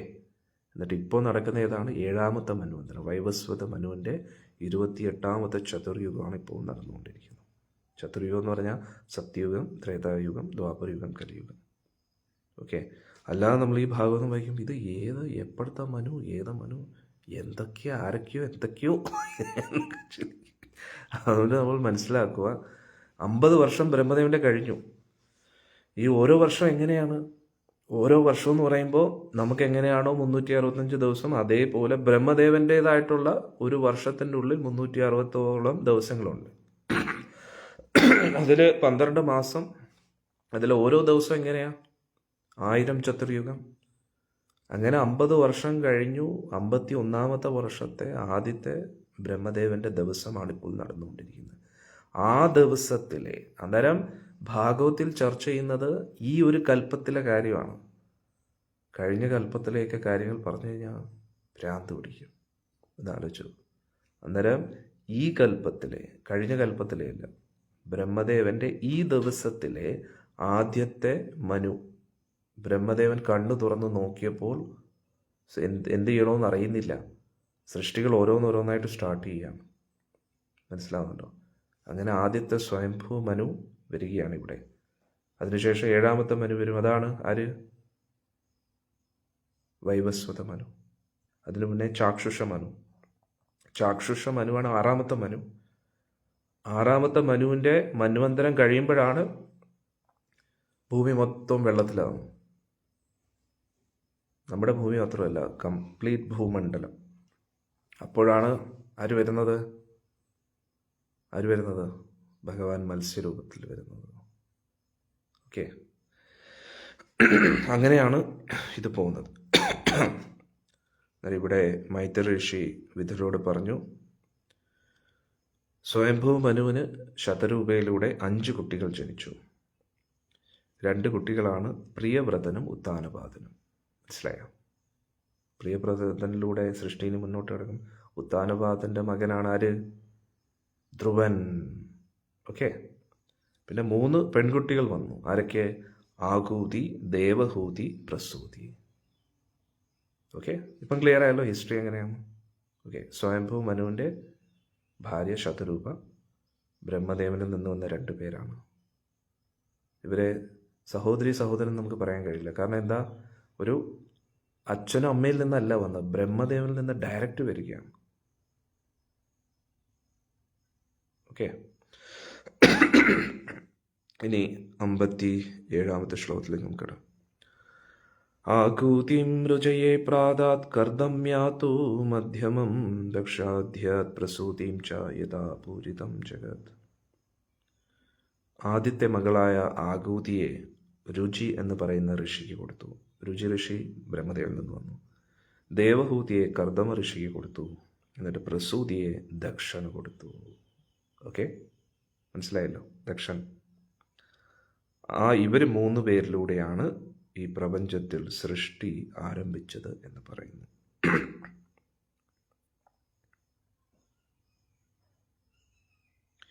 അങ്ങനെ 12-ാമത്തെ അധ്യായം കഴിഞ്ഞിരിക്കുകയാണ്. ഈ 13-ാമത്തെ അധ്യായം വളരെ സ്പെഷ്യലാണ്. എന്തുകൊണ്ടാണ്? വരാസ്വാമിക്ക് ജയ്. ഇനി അങ്ങോട്ട് നായകൻ അവതരിക്കുകയാണ്. ഭഗവാന്റെ അതിമനോഹരമായിട്ടുള്ള ലീലകൾ ഇനി ആരംഭിക്കുകയാണ്. അന്നേരം ഈ 1-ാമത്തെ സ്കന്ധം, 2-ാമത്തെ സ്കന്ധം, 3-ാമത്തെ സ്കന്ധത്തിലെ 12-ാമത്തെ അധ്യായം വരെ ലീലകൾ ഉണ്ടെങ്കിലും ഭഗവാൻ ഇടയ്ക്കിടയ്ക്ക് ഇങ്ങനെ ഒന്ന് ഗസ്റ്റ് അപ്പിയറൻസ് പോലെ വന്നിട്ടിങ്ങ് പോവും. ഒരു ചെറിയ ഒരു റോള് ചെയ്തിട്ടങ്ങ് പോവും. പക്ഷെ ഇനി അങ്ങോട്ട് ഫുൾ ഫ്ലഷ് സിനിമ തുടങ്ങുകയാണ്. ഇതുവരെ എല്ലാം ട്രെയിലറായിരുന്നു അല്ലേ? അന്നേരം 3-ാമത്തെ സ്കന്ധത്തിലെ 12-ാമത്തെ അധ്യായം വരെ എല്ലാം ഇങ്ങനെ ഭഗവാൻ വന്നു പോവും അങ്ങനെയായിരുന്നു അല്ലേ? ആദ്യം നമുക്ക് അശ്വത്ഥാമാവിനെ കൊല്ലുന്നതിന് വേണ്ടി, അശ്വത്ഥാമനെ പിടിക്കാൻ വേണ്ടി ഭഗവാനും അർജുനും പോകുന്നു. അങ്ങനെ പിന്നെ ഭീഷ്മരുമായിട്ടുള്ള സംവാദം, അതൊക്കെ അത് സത്യം പറഞ്ഞാൽ ആദ്യത്തെ 3 സ്കന്ധവും നമുക്കൊരു ട്രെയിലർ പോലെ പറയാം. ഇനിയാണ് സിനിമ തുടങ്ങുന്നത്. ആക്ച്വലി നായകൻ്റെ എൻട്രിയാണ് ഇനി അങ്ങോട്ട് ഭാഗവതം വളരെ മധുരമാണ്. ഇനി മാധുര്യം ഇനിയും കൂടും. 3-ാമത്തെ സ്കന്ധം, 4-ാമത്തെ സ്കന്ധം, പിന്നെ 5 വീണ്ടും കുറച്ച് ഫിലോസഫിക്കലാണ്. കാരണം ഭൂമണ്ഡലം അതും ഇതൊക്കെ വരും, സ്ട്രക്ചറും അതും ഇതൊക്കെ വരും. പിന്നെ 6-ാമത്തെ സ്കന്ധം 7, പിന്നെ 8, 9, 10. എന്താ പറയുക, നമ്മുടെ കംപ്ലീറ്റ് നായകൻ ആൾ വരുന്നത് 10-ാം സ്കന്ധത്തിലേക്ക്. അങ്ങനെയാണ് ഭാഗവതത്തിൻ്റെ ഒരു പോക്ക്.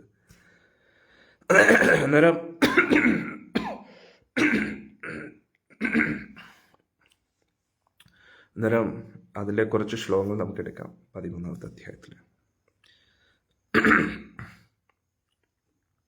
ശ്രീശുക ഉവാച നിശമ്യവാചം വദതോ മുനേ പുണ്യതമാം നൃപ ഭൂയ പ്രപ്രച്ഛ കൗരവ്യോ വാസുദേവ കഥാധൃത. ശുകദേവ ഗോസ്വാമി പറഞ്ഞു, പരീക്ഷത്തെ, ഇങ്ങനെ മൈത്രേയ ഋഷിയും വിതുരരുമായിട്ടുള്ള സംവാദം കേട്ടപ്പോൾ വിതുരർക്ക് ഭഗവാനെക്കുറിച്ച് കേൾക്കാനുള്ള ആക്രാന്തം വർദ്ധിച്ചു എന്ന് തന്നെ പറയാം അല്ലേ? അവിടെ അതാണ് ആദ്രത. ഒരുപാട് ആഗ്രഹം തോന്നി ഭഗവാനെക്കുറിച്ച് കേൾക്കാൻ. അന്നേരം വിതുരർ പറഞ്ഞു, ഭഗവാൻ എന്തിയെ, എവിടെയാണ് ആളിനെക്കുറിച്ച് എന്താ ഒന്നും പറയാത്തത്? വിതുര ഉവാച സവൈ സ്വയംഭൂവ സമ്രാത് പ്രിയപുത്രോ സ്വയംഭുവ പ്രതിലഭ്യ പ്രിയം പത്നീം കിം ചകാര തതോ മുനേ. വിതുര പറഞ്ഞു,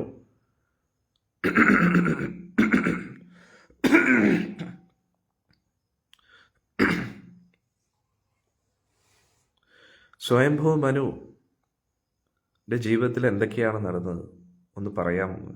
ചരിതം തസ്യ രാജഋഷൈർ ആദിരാജസ്യ സത്തമ ബ്രൂഹുമേ ശ്രദ്ധാനായ വിശ്വസേനാശ്രയോ. നമ്മൾ മനസ്സിലാക്കേണ്ടത്, ചോദിക്കുമ്പോൾ മാത്രമേ മൈത്രി ഋഷി പറയൂ. സൃഷ്ടികർമ്മങ്ങളൊക്കെ ഒന്ന് പറഞ്ഞാൽ എന്ന് പറയും. ഓക്കെ, ഇത്രയേ ഉള്ളൂ സൃഷ്ടികർമ്മം. ഇങ്ങനെയല്ല, ഇങ്ങനെ ഡീറ്റെയിൽ ആയിട്ട് പറയും. എന്തൊക്കെയാണ് നടന്നതെന്ന് പറയൂ, ഡീറ്റെയിൽ ആയിട്ട് പറയൂ.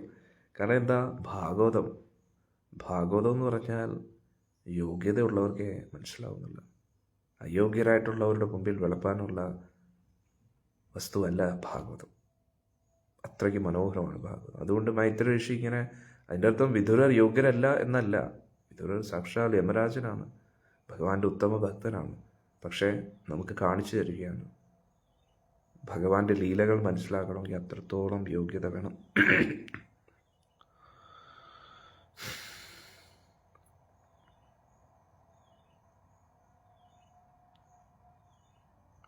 എന്നാൽ ഇവിടെ പ്രഭുപാദജി വളരെ മനോഹരമായിട്ട് പറയുന്നു,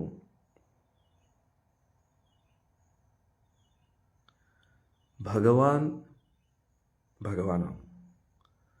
ഭഗവാന്റെ പരിശുദ്ധ ഭക്തരും ഭഗവാനെ പോലെ പരിശുദ്ധരാണ്. അതായത് പരിശുദ്ധ ഭക്തരുടെ കാര്യങ്ങൾ കേൾക്കുന്നത് ഭഗവാന്റെ ലീലകൾ കേൾക്കുന്നതിനെ തുല്യമാണ്. അതുകൊണ്ടാണ് വിദുരർ സ്വയംഭൂ മനുവും ശതരൂപയും ഭഗവാന്റെ ഉത്തമ ഭക്തരാണ്.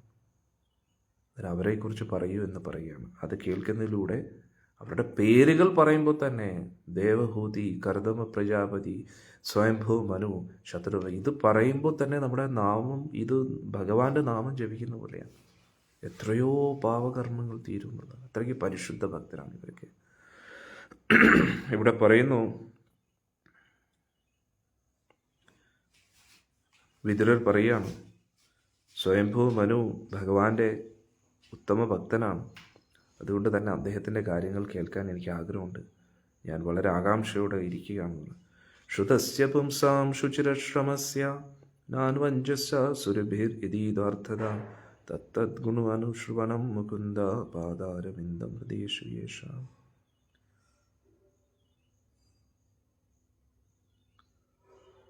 ഇനി വിദുരർ മൈത്രി ഋഷിയുടെ പറയാം, ധർമ്മരാജനല്ലേ അദ്ദേഹം പറയുക, ഗുരുവിൽ നിന്നും കേൾക്കാൻ അവസരം ലഭിച്ച ശിഷ്യർ എപ്പോഴും എന്താ കേൾക്കേണ്ടത്? പരിശുദ്ധ ഭക്തരുടെ ഗുണങ്ങളെക്കുറിച്ചും പരിശുദ്ധ ഭക്തരുടെ പരിശുദ്ധ ഭക്തിയെക്കുറിച്ചാണ് കേൾക്കേണ്ടത്. എന്നാലോചിച്ചു, ഇതാണ് ഏറ്റവും ഇമ്പോർട്ടൻ്റ്. ഇന്ന് ചർച്ച ചെയ്യപ്പെടാത്തത് ഇതാണ്. ഭഗവാന്റെ കഥകൾ എല്ലാവർക്കും അറിയാം, ഭഗവാന്റെ കഥകളാണ് എല്ലാവരും ചർച്ച ചെയ്യുന്നത്. പക്ഷേ ഏറ്റവും കൂടുതൽ നമ്മൾ ചർച്ച ചെയ്യേണ്ടത് എന്താണ്? പരിശുദ്ധ ഭക്തരുടെ പരിശുദ്ധ ഭക്തിയെക്കുറിച്ചും അവരുടെ ജീവിതത്തിൽ അവർ എങ്ങനെ പരിശുദ്ധ ഭക്തി പാലിച്ചു. ഇതാണ് ഒരു ഗുരുവിൽ നിന്നും ശിഷ്യർ കേൾക്കേണ്ടത്. അതാണ് നമ്മളെ പരിശുദ്ധീകരിക്കാൻ പോകുന്നത്. അതുകൊണ്ടാണ് ഭാഗവതം ഇത്രയും മഹത്തായിട്ടുള്ളത്. എല്ലായിടത്തും ഭഗവാനെക്കുറിച്ചാണ് ചർച്ച ചെയ്യുന്നത്. അതിലൂടെ നമുക്ക് തീർച്ചയായിട്ടും നന്മ വരും. പക്ഷെ ഏറ്റവും കൂടുതൽ നമ്മളെ പരിശുദ്ധീകരിക്കാൻ പോകുന്നത് ഭാഗവതത്തിലുള്ള ഭക്തരുടെ ഗുണങ്ങളെക്കുറിച്ചാണ്. പ്രഹ്ലാദന്റെ ഗുണം, ധ്രുവന്റെ ഗുണം, സ്വയംഭൂ മനു, ശതരൂപയുടെ ഗുണം, ശതരൂപ ദേവിയുടെ ഗുണം, ദേവഹൂതി ദേവിയുടെ ഗുണങ്ങൾ, കർദമ പ്രജാപതിയുടെ ഗുണങ്ങൾ, അവരുടെ ഗുണങ്ങളെക്കുറിച്ചാണ് നമ്മൾ ചർച്ച ചെയ്യേണ്ടത്. അന്നേരം എന്ത് പറ്റും? ആ ഗുണങ്ങൾ നമ്മൾ കേൾക്കുമ്പോൾ നമ്മുടെ ഉള്ളിലും ആ ഗുണങ്ങൾ വരും ഓട്ടോമാറ്റിക്കലി. ഇതാണ് ചർച്ച ചെയ്യപ്പെടാത്തത് ഭാഗവത്തിൽ. സപ്താഹങ്ങളിൽ ഇതാണ് ചർച്ച ചെയ്യേണ്ടത്. കുചേലന്റെ കഥ വരുമ്പോഴും എല്ലാവരും ഒരു വ്യക്തി കുചേലനായിട്ട് അഭിനയിക്കും, ഒരാൾ കൃഷ്ണനായിട്ട് അഭിനയിക്കും. എന്നാ അവല് കൊടുത്തു, ഇത് കൊടുത്തു. അതില്ല, കുചേലന്റെ ഭക്തി, അല്ലാതെ കുചേലന് കിട്ടിയ സൗഭാഗ്യത്തെക്കുറിച്ചല്ല ചർച്ച ചെയ്യേണ്ടത്. ഏറ്റവും കൂടുതൽ ചർച്ച ചെയ്യേണ്ടത് ആ കുചേലൻ ഭഗവാനെ കാണുന്നതിന് മുമ്പേ കുചേലന്റെ മാനസിക അവസ്ഥ, അദ്ദേഹത്തിന്റെ ആ പരിശുദ്ധ ഭക്തി. ഇനി കിട്ടിയതിന് ശേഷം അദ്ദേഹത്തിന് ഒരു മാറ്റമില്ല, അദ്ദേഹം ഭഗവാന്റെ ഭക്തിയിൽ, അതാണ് ചർച്ച ചെയ്യേണ്ടത്. പക്ഷെ എല്ലാവരും ചർച്ച ചെയ്യുന്നതാണ് സൗഭാഗ്യങ്ങളെക്കുറിച്ച്. എല്ലാവർക്കും ഭഗവാന്റെ ശക്തികളും ഐശ്വര്യങ്ങളുമാണ് വേണ്ടത്. ഭഗവാനെ ആർക്കും വേണ്ട. എല്ലാവർക്കും ഭഗവാന്റെ ഐശ്വര്യങ്ങളാണ് വേണ്ടത്. ഇപ്പം ആരെങ്കിലും ഭഗവാന്, ഞാൻ ഒന്ന് ഒരു രസത്തിന് പറയുകയാണ്, ഇപ്പം ഭഗവാൻ ആർക്കെങ്കിലും ദർശനം കൊടുത്താലും ഭഗവാന്റെ കൗസ്തുഭ മണി വരെ അടിച്ചുകൊണ്ട് പോകും. കയ്യിൽ ഭഗവാന്റെ കിരീടം എടുത്തോണ്ട് മയിൽപ്പീല് വേണ്ട പോലെ അത് വെച്ചോളൂ, കിരീടം മതി. ആ പാദത്തിൽ എന്താ പറയുക, പാദസരം കൂടെ അതും കൂടെ ഇങ്ങോട്ട് തന്നോളാം, കാലിലെ വളയും തന്നോളാം പറയും. എല്ലാം എടുത്തോണ്ട് പോകും. അതുകൊണ്ടാണ് ഭഗവാൻ വരാത്ത സത്യം. മയിൽപ്പീല് വേണ്ട, ഓടക്കുള്ളിൽ വിറ്റാ കാശൊന്നും കിട്ടില്ല, അതും വേണ്ട. പീതാംബരം പോലും വിൽക്കുമെന്നാണ് പേടി. അതുകൊണ്ട് കുണ്ടലങ്ങളും എല്ലാം അടിച്ചു പറ്റും. ഒരിക്കൽ ഒരു കള്ളനുണ്ടായിരുന്നു. കള്ളൻ വൃന്ദാവനത്തിലാണ് സംഭവം. അന്നേരം ആ കള്ളൻ ഭഗവാനെ കുറിച്ച് കേട്ട് കേട്ട് കേട്ട് കേട്ട് ഈ ഭാഗവതം പറയുന്ന ഭക്തൻ ഭഗവാന്റെ കഴുത്തിൽ സുന്ദരമായിട്ടുള്ള ആഭരണങ്ങളും ഒരു കിരീടവും ഒക്കെ കേട്ടോ, കുതിർത്തേക്ക് ഇതാ കേട്ടോളൂ. ഒരു 6-7 വയസ്സുള്ള കുട്ടിയുടെ ദേഹത്ത് അമൂല്യമായിട്ടുള്ള രത്നങ്ങളോ അവരിപ്പോൾ അന്വേഷിച്ചു നോക്കി, ആശ്ചര്യ, ഇത്ര അമൂല്യം, 7 വയസ്സുള്ള കുട്ടിയാണ്, അവനെ പറ്റിക്കാൻ ഈസിയായിട്ട് പറ്റിക്കാം. പിന്നെ കൂടുതൽ ശ്രദ്ധിച്ചു കേട്ടു എവിടെയാണ് ആ കുട്ടി ഇരിക്കുന്നത്, എവിടെയൊക്കെയാണ് അന്നേരത്തെ. അങ്ങനെ അന്വേഷിച്ചു പോയി. അങ്ങനെ ആത്മാർത്ഥമായിട്ട് അന്വേഷിക്കുകയാണെങ്കിൽ ആളിനെ കിട്ടൂല. അവസരം കിട്ടി. നോക്കിയപ്പോൾ ഓടക്കുള്ളിൽ ഊതി ഇദ്ദേഹം വിചാരിച്ച പോലെ എൻ്റെ കിരീടവും ആഭരണങ്ങളും ഒക്കെ ധരിച്ച് ഭഗവാൻ ഇരിക്കും. അന്നേരത്തേക്ക് ഭഗവാന്റെ പുറകെ പോകാൻ തുടങ്ങി. എവിടെയൊക്കെ ഭഗവാൻ പോകുന്നു അവിടെയൊക്കെ പോയി, പശുക്കളെ മേയിച്ച് കിടക്കപ്പെടുന്നതൊക്കെ. അന്നേരം ആള് ആ ഭൗമ വൃന്ദാവനം, മായാ വൃന്ദാവനത്തിനെ മറികടന്നു. ഇത് ഇങ്ങേർക്ക് അറിയുന്നില്ല, ഈ പൊട്ടന് മനസ്സിലാവുന്നത്. സോറി, ആളിപ്പോ ഒറിജിനൽ വൃന്ദാവനം കണ്ടുകൊണ്ടിരിക്കുകയാണ്. കൃഷ്ണനെ നേരിട്ടുണ്ടോ അതൊന്നും അറിഞ്ഞൂടെ. ഭഗവാന്റെ ആ കിരീടവും ആഭരണങ്ങളുമാണ് നോക്കിക്കൊണ്ടിരിക്കുന്നത്. അവസാനം ഭഗവാന്റെ അടുത്ത് എത്തിയപ്പോൾ എനിക്ക് ഈ ആഭരണങ്ങളൊക്കെ തരുമോന്ന് ചോദിച്ചു. കാരണം ആ കുട്ടിയെ അറിയാതെ അത് പല പ്രാവശ്യം പറ്റിക്കാൻ നോക്കി, എന്നിട്ട് ഒരു രക്ഷയില്ല. അന്നേരത്തെ പറഞ്ഞു ഈ ആഭരണങ്ങളൊക്കെ എനിക്ക് തരുമോന്ന് ചോദിച്ചു. അന്നേരം പറഞ്ഞു ഇല്ലല്ല, ഞാൻ തരത്തില്ല. അതെന്താ തരാത്ത, എനിക്ക് തന്നൂടെ എന്ന് ചോദിച്ചു. കാരണം ഏകദേശം ഇങ്ങനെ പുറകെ പോയി ഏകദേശം ഫ്രണ്ട്ഷിപ്പായി. അന്നേരത്തെ ഉടനെ പറഞ്ഞു ഈ ആഭരണങ്ങളൊക്കെ എനിക്ക്, എൻ്റെ അമ്മ എന്നെ വഴക്ക് പറയുന്നത്. അങ്ങനെ കറക്കി കറക്കി ആള് പിന്നെ ഭക്തിയില്ല. എന്താ ഒരു സംശയം, ആളിനെ കൊണ്ട് സേവനമൊക്കെ ചെയ്യിപ്പിച്ചു. ഇത് ചെയ്താൽ ഞാൻ തരാന്ന് പറഞ്ഞു, അത് ചെയ്താൽ തരാന്ന് പറഞ്ഞു. അവസാനം ആള് ഭക്തനെ. അങ്ങനെ ഞാൻ പറഞ്ഞു വന്നത്, നമ്മൾ ഭഗവാനെക്കാട്ടിയും കൂടുതൽ നമ്മൾ ചർച്ച ചെയ്യേണ്ടത് ഭഗവാന്റെ ഭക്തരെക്കുറിച്ചാണ്. ഭക്തരെക്കുറിച്ചും ആ പരിശുദ്ധ ഭക്തിയെക്കുറിച്ചും. അതാണ് നമുക്ക് ഏറ്റവും ഇമ്പോർട്ടൻ്റ് ആയിട്ടുള്ളത്. വൃന്ദാവനം എന്ന് പറഞ്ഞാൽ വളരെ സ്പെഷ്യലാണ്. കാരണം ഗുരുവായൂരിൽ നമ്മൾ കയറി വരുമ്പോൾ നമ്മൾ എന്താ ചിന്തിക്കുന്നത്, ഇവിടെ എവിടെയെങ്കിലും ആൾ ഒളിച്ചു കാണും, കുട്ടി ഇവിടെ കളിച്ചു കിടക്കും, ഗർഭഗൃഹത്തിൽ എന്തായാലും ആൾ എപ്പോഴും ഇരിക്കത്തില്ല, അവിടെ എവിടെയെങ്കിലുമൊക്കെ കാണും. കാരണം പല പല കഥകൾ നമ്മൾ എങ്ങനെയാണ് കേട്ടിട്ടുള്ളത്. ഗുരുവായൂർ അത്രയും സ്പെഷ്യലാണ്. വൃന്ദാവനം എന്ന് പറഞ്ഞാൽ മൊത്തത്തിൽ അതേപോലെയാണ്. ഗുരുവായൂർ എന്ന് പറയുമ്പോൾ ആ അമ്പലത്തിൻ്റെ അകത്താണല്ലോ നമ്മൾ പലയിടത്തും കൃഷ്ണനെ കാണാൻ ആഗ്രഹിക്കുന്നത്. വൃന്ദാവനം എന്ന് പറഞ്ഞാൽ 250 കിലോമീറ്റർ ചുറ്റളവിലുള്ള ഏത് സ്ഥലത്തും ഏത് സമയത്തും കൃഷ്ണനെ കാണാൻ പറ്റും. ആളെപ്പോഴും ഇവിടെയൊക്കെയോ കാണും. അതുകൊണ്ട് സത്യം പറഞ്ഞാൽ ഇവിടെ ഒരു അമ്പലത്തിൻ്റെ ആവശ്യമില്ല. കാരണം വൃന്ദാവനം തന്നെ അമ്പലമാണ്. വൃന്ദാവനത്തിൽ എവിടെയാണ് കൃഷ്ണൻ ഇല്ലാത്തത്? ഇവിടെ എല്ലായിടത്തും കൃഷ്ണൻ. ഈ തത്വം അനുസരിച്ച് നോക്കുമ്പോൾ പരമാത്മാവായിട്ട് ഭഗവാൻ സർവ്വവ്യാപിയായിട്ടിരിക്കുകയാണ്. പക്ഷെ വൃന്ദാവന മണ്ണിൻ്റെ പ്രത്യേകതയെക്കുറിച്ചാണ് ഞാൻ പറയുന്നത്. ഇവിടെ പരമാത്മാ രൂപത്തിലല്ല, സാക്ഷാൽ കൃഷ്ണൻ ഓടക്കുഴലും പിടിച്ചുകൊണ്ടിരിക്കുന്ന ആ ഉണ്ണിക്കണ്ണൻ എപ്പോഴും കളിച്ചു നടക്കുന്ന സ്ഥലമാണ്, കൂട്ടുകാരുമായിട്ട് ഗോപികമാരുമായിട്ടൊക്കെ. അതുകൊണ്ട് രാധാകൃഷ്ണന്മാരെ ഇവിടെ എവിടെയാണ് കാണാൻ പറ്റാത്തത്? ഞാൻ തത്വമനുസരിച്ച് പറയുകയല്ല, അതായത് സർവ്വവ്യാപിയായിട്ടുള്ള ആ പരമാത്മാവ് എല്ലായിടത്തും അങ്ങനെയല്ല പറയുന്നത്. പ്രത്യക്ഷത്തിൽ ഭഗവാനെ നമുക്ക് കാണാൻ പറ്റും, അതിനുള്ള യോഗ്യത നമ്മൾ നേടിയെടുത്തു കഴിഞ്ഞാൽ. അതാണ് നമ്മൾ മനസ്സിലാക്കുന്നത്. ഈ കള്ളൻ്റെ കാര്യം പറഞ്ഞില്ലേ, കള്ളൻ ഭഗവാന്റെ ഭാഗവതം കേട്ടിട്ട് ആഭരണത്തിലായിരുന്നു നോട്ടം. പക്ഷെ അത് ഭഗവാന്റെ ആഭരണമായതുകൊണ്ട് എന്തു പറ്റി? ആൾക്ക് ഭഗവാനെ കാണാൻ പറ്റിയെന്നില്ല. ഭഗവാന്റെ ആഭരണമായിരുന്നു, അതുകൊണ്ട്. ഭഗവാന്റെ ദേഹത്തിരിക്കുന്ന കൗസ്തുഭമണിയും ആ തോൾവളകളും കൈവളകളും അതൊക്കെയാണ് ആൾ ധ്യാനിച്ചുകൊണ്ടിരുന്നത്. മോഷ്ടിക്കാൻ വേണ്ടിയാണെങ്കിൽ അന്നേരം ഭഗവാന്റെ ദേഹത്തുള്ള ആഭരണം ധ്യാനിക്കുമ്പോൾ ഇത്രയും പവർ ആണെങ്കിൽ ഭഗവാന്റെ ആ സുന്ദരമായിട്ടുള്ള മുഖം, ഭഗവാന്റെ തൃപ്പാദം, ഭഗവാന്റെ ആ കണ്ണുകൾ, ഇത് തന്നെ ഓർത്തിരിക്കുന്ന വ്യക്തിക്ക് എന്തുകൊണ്ട് കൃഷ്ണൻ ദർശനം നൽകത്തില്ല? എന്തുകൊണ്ട് നമുക്ക് ദർശനം കിട്ടുന്നില്ല? നമ്മൾ അത്രത്തോളം ആഗ്രഹിക്കുന്നില്ല. അതുകൊണ്ടാണ്. ഒരു കള്ളനെ സംബന്ധിച്ചിടത്തോളം മോഷണമാണ് അവൻ്റെ ഉപജീവനം. അത്രത്തോളം ശ്രദ്ധയോടുകൂടി കേട്ടു, അത്രത്തോളം തീവ്രമായിട്ട് അന്വേഷിച്ചു. 7 വയസ്സുള്ള കുട്ടിയാകുമ്പോൾ തീർച്ചയായിട്ടും പറ്റിക്കാൻ പറ്റും. അതുകൊണ്ട് ആഭരണം മോഷ്ടിക്കാൻ പോയതാണ്. അവസാനം പല രീതിയിലും എടുക്കാൻ നോക്കി. ആരാ? കള്ളനെക്കാട്ടിയും വലിയ പെരുങ്കള്ളനാണ് അവിടെ. ഈ കള്ളൻ അറിയോ മുന്നിലിരിക്കുന്ന ആളാരാണ്? ഒന്നാലോചിച്ചു. ഏറ്റവും വലിയ കള്ളന്റെ അടുത്തുനിന്ന് മോഷ്ടിക്കാനാണ് പോകുന്നത്. എല്ലാ ഭക്തരുടെ പാപങ്ങൾ മോഷ്ടിക്കും, ഗോപിയന്മാരുടെ വസ്ത്രം മോഷ്ടിക്കും, വെണ്ണ മോഷ്ടിക്കും. മോഷ്ടാവരിൽ വെച്ച് അഗ്രഗണ്യനാണ്, കള്ളന്മാരിൽ വെച്ച് അഗ്രഗണ്യനാണ് ഗുരുവായൂരപ്പൻ. അദ്ദേഹത്തിൽ നിന്ന് എന്തെങ്കിലും മോഷ്ടിക്കാൻ പറ്റും. പക്ഷെ ഈ കള്ളനെ അറിഞ്ഞുകൂടെ ആള് പോയി മോഷ്ടിക്കാൻ നോക്കി. ആള് ഭഗവാൻ പറ്റിച്ച് നന്നായിട്ട്.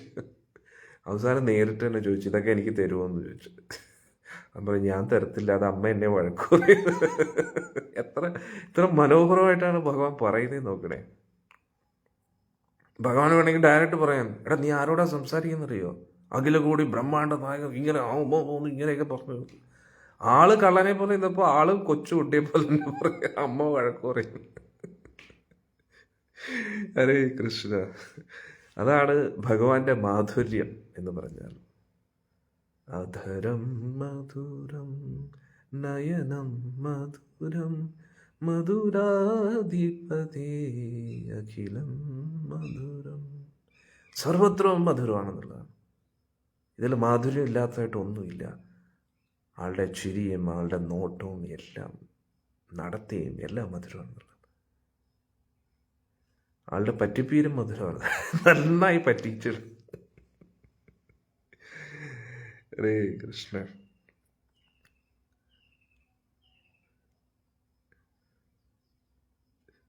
ഇത്രയും മധുരമായിട്ടുള്ളൊരു ഭഗവാൻ ഈ ലോകത്ത് വേറെ എവിടെയെങ്കിലും ഉണ്ടോ? അല്ലേ? ഹരേ കൃഷ്ണ.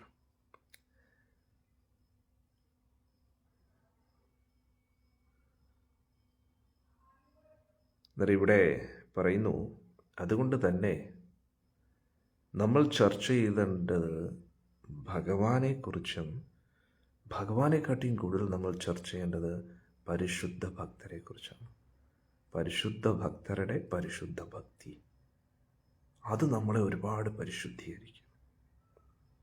അത് നമ്മുടെ ഹൃദയത്തെ പരിശുദ്ധമാക്കി നമുക്ക് ഭഗവാന്റെ അടുത്തേക്ക് നമ്മളെ എത്തിക്കും. കാരണം എന്താണ്? ഒരു ഭക്തൻ പരിശുദ്ധ ഭക്തൻ എന്തുകൊണ്ടാണ്? ആ ഭക്തൻ ഉള്ളിൻ്റെ ഉള്ളിൽ എപ്പോഴും ഭഗവാന്റെ തൃപ്പാദത്തെയാണ് സ്മരിച്ചുകൊണ്ടിരിക്കുന്നത്. അതുകൊണ്ടാണ് ആ ഭക്തൻ പരിശുദ്ധ ഭക്തനാകുന്നത്. നമുക്കും പരിശുദ്ധ ഭക്തനാകണം. എന്താ ചെയ്യേണ്ടത്? ഭഗവാന്റെ തൃപ്പാദത്തെ സദാസമയവും സ്മരിച്ചുകൊണ്ടിരിക്കുക. കാലൊക്കെ മടക്കി അരഭാഗത്തും ചരിഞ്ഞ് തോൾഭാഗത്തും ചരിഞ്ഞ് ആ തലഭാഗത്തും ചരിഞ്ഞിങ്ങനെ ത്രിഭാംഗ രൂപത്തിൽ നിൽക്കുന്ന ഭഗവാന്റെ സുന്ദര രൂപം, ഉടക്കളും പിടിച്ചുകൊണ്ടിരിക്കുന്ന ആ ശ്രീകൃഷ്ണ രൂപം എപ്പോഴും നമ്മുടെ ഹൃദയത്തിൽ സ്മരിക്കുക. അങ്ങനെയുള്ള സ്മരണയുള്ള വ്യക്തി പരിശുദ്ധനാണ് എന്ന് പറയുന്നു. അങ്ങനെയുള്ള വ്യക്തികൾക്ക് മോക്ഷത്തെക്കുറിച്ച് ചിന്തിക്കേണ്ട ആവശ്യമില്ല എന്നുള്ളത്. ശ്രീശുകൗവാച ഇതി ബ്രുവാണം വിതുരം വിനീതം സഹസ്രശീർഷണശ്ചരണോപധാനം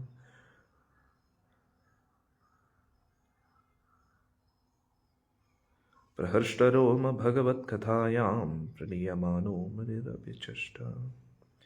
ശുകദേവ ഗോസ്വാമി പറഞ്ഞു,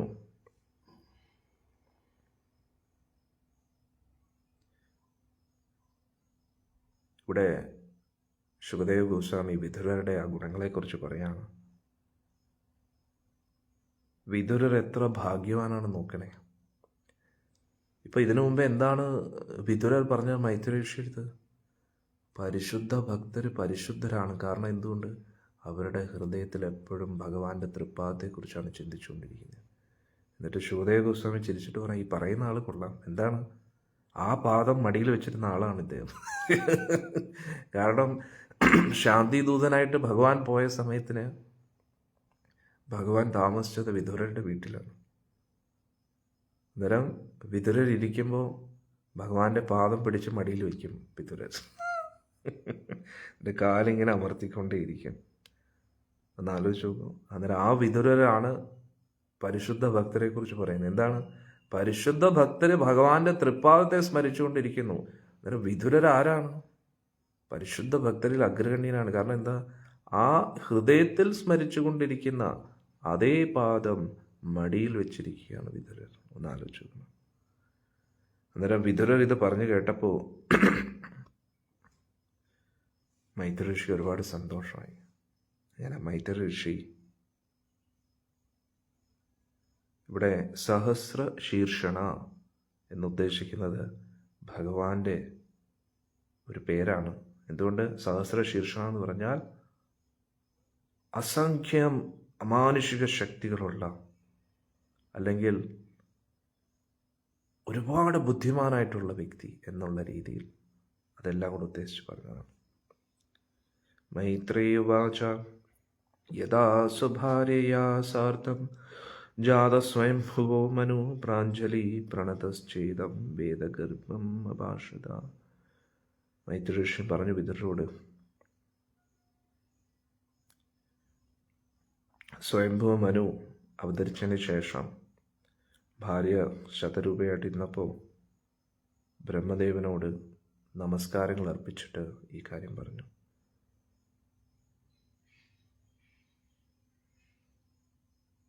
ഇനി 7ാമത്തെ ശ്ലോകമാണ്. അത് നമുക്ക് നാളെ ചർച്ച ചെയ്യാം. ഇന്ന് വന്ന എല്ലാ ഭക്തജനങ്ങൾക്കും ഭഗവാന്റെ അനുഗ്രഹം ലഭിക്കട്ടെ എന്ന് ഞാൻ പ്രാർത്ഥിക്കുന്നു. ഇനി നമുക്ക് അടുത്ത സത്സംഗത്തിൽ കാണാം. ഇന്ന് ഉച്ചയ്ക്ക് ഗർഗഭാഗവതം നോക്കാം, അഥവാ പറ്റുമെങ്കിൽ ഞാൻ ഗ്രൂപ്പിൽ മെസ്സേജ് ഇടാം. ഇനി അടുത്ത സത്സംഗത്തിന് മുമ്പേ ഞാൻ മെസ്സേജ് ചെയ്യാം കേട്ടോ. ഇന്ന് കുറച്ച് ഇവിടെ കാര്യങ്ങളുണ്ടായിരുന്നു, അതുകൊണ്ട് ചിലപ്പം സത്സംഗം കാണത്തില്ല. അഥവാ ഉണ്ടെങ്കിൽ ഞാൻ ഗ്രൂപ്പിൽ മെസ്സേജ് ഇടാം കേട്ടോ. ഹരേ കൃഷ്ണ. ഇത് നമുക്ക് അടുത്ത സത്സംഗത്തിൽ കാണാം. ഇന്നലെ ഭഗവാന്റെ കാരുണ്യത്താൽ ജഗന്നാഥ രഥയാത്ര ഗുരുവായൂരിൽ വളരെ ഭംഗിയായിട്ട് നടന്നു. അത് ഒരുപാട് ഭക്തർ വന്നിരുന്നു. ഗുരുവായൂരിൽ നടക്കുന്ന ആദ്യത്തെ രഥയാത്ര വളരെ മംഗളമായിട്ട് നടന്നു. എല്ലാം ജഗന്നാഥൻ്റെ അനുഗ്രഹം പോലെ, രാധാറാണിയുടെ അനുഗ്രഹം പോലെ. ഇത് നമുക്ക് അടുത്ത സത്സംഗത്തിൽ കാണാം. ഹരേ കൃഷ്ണ.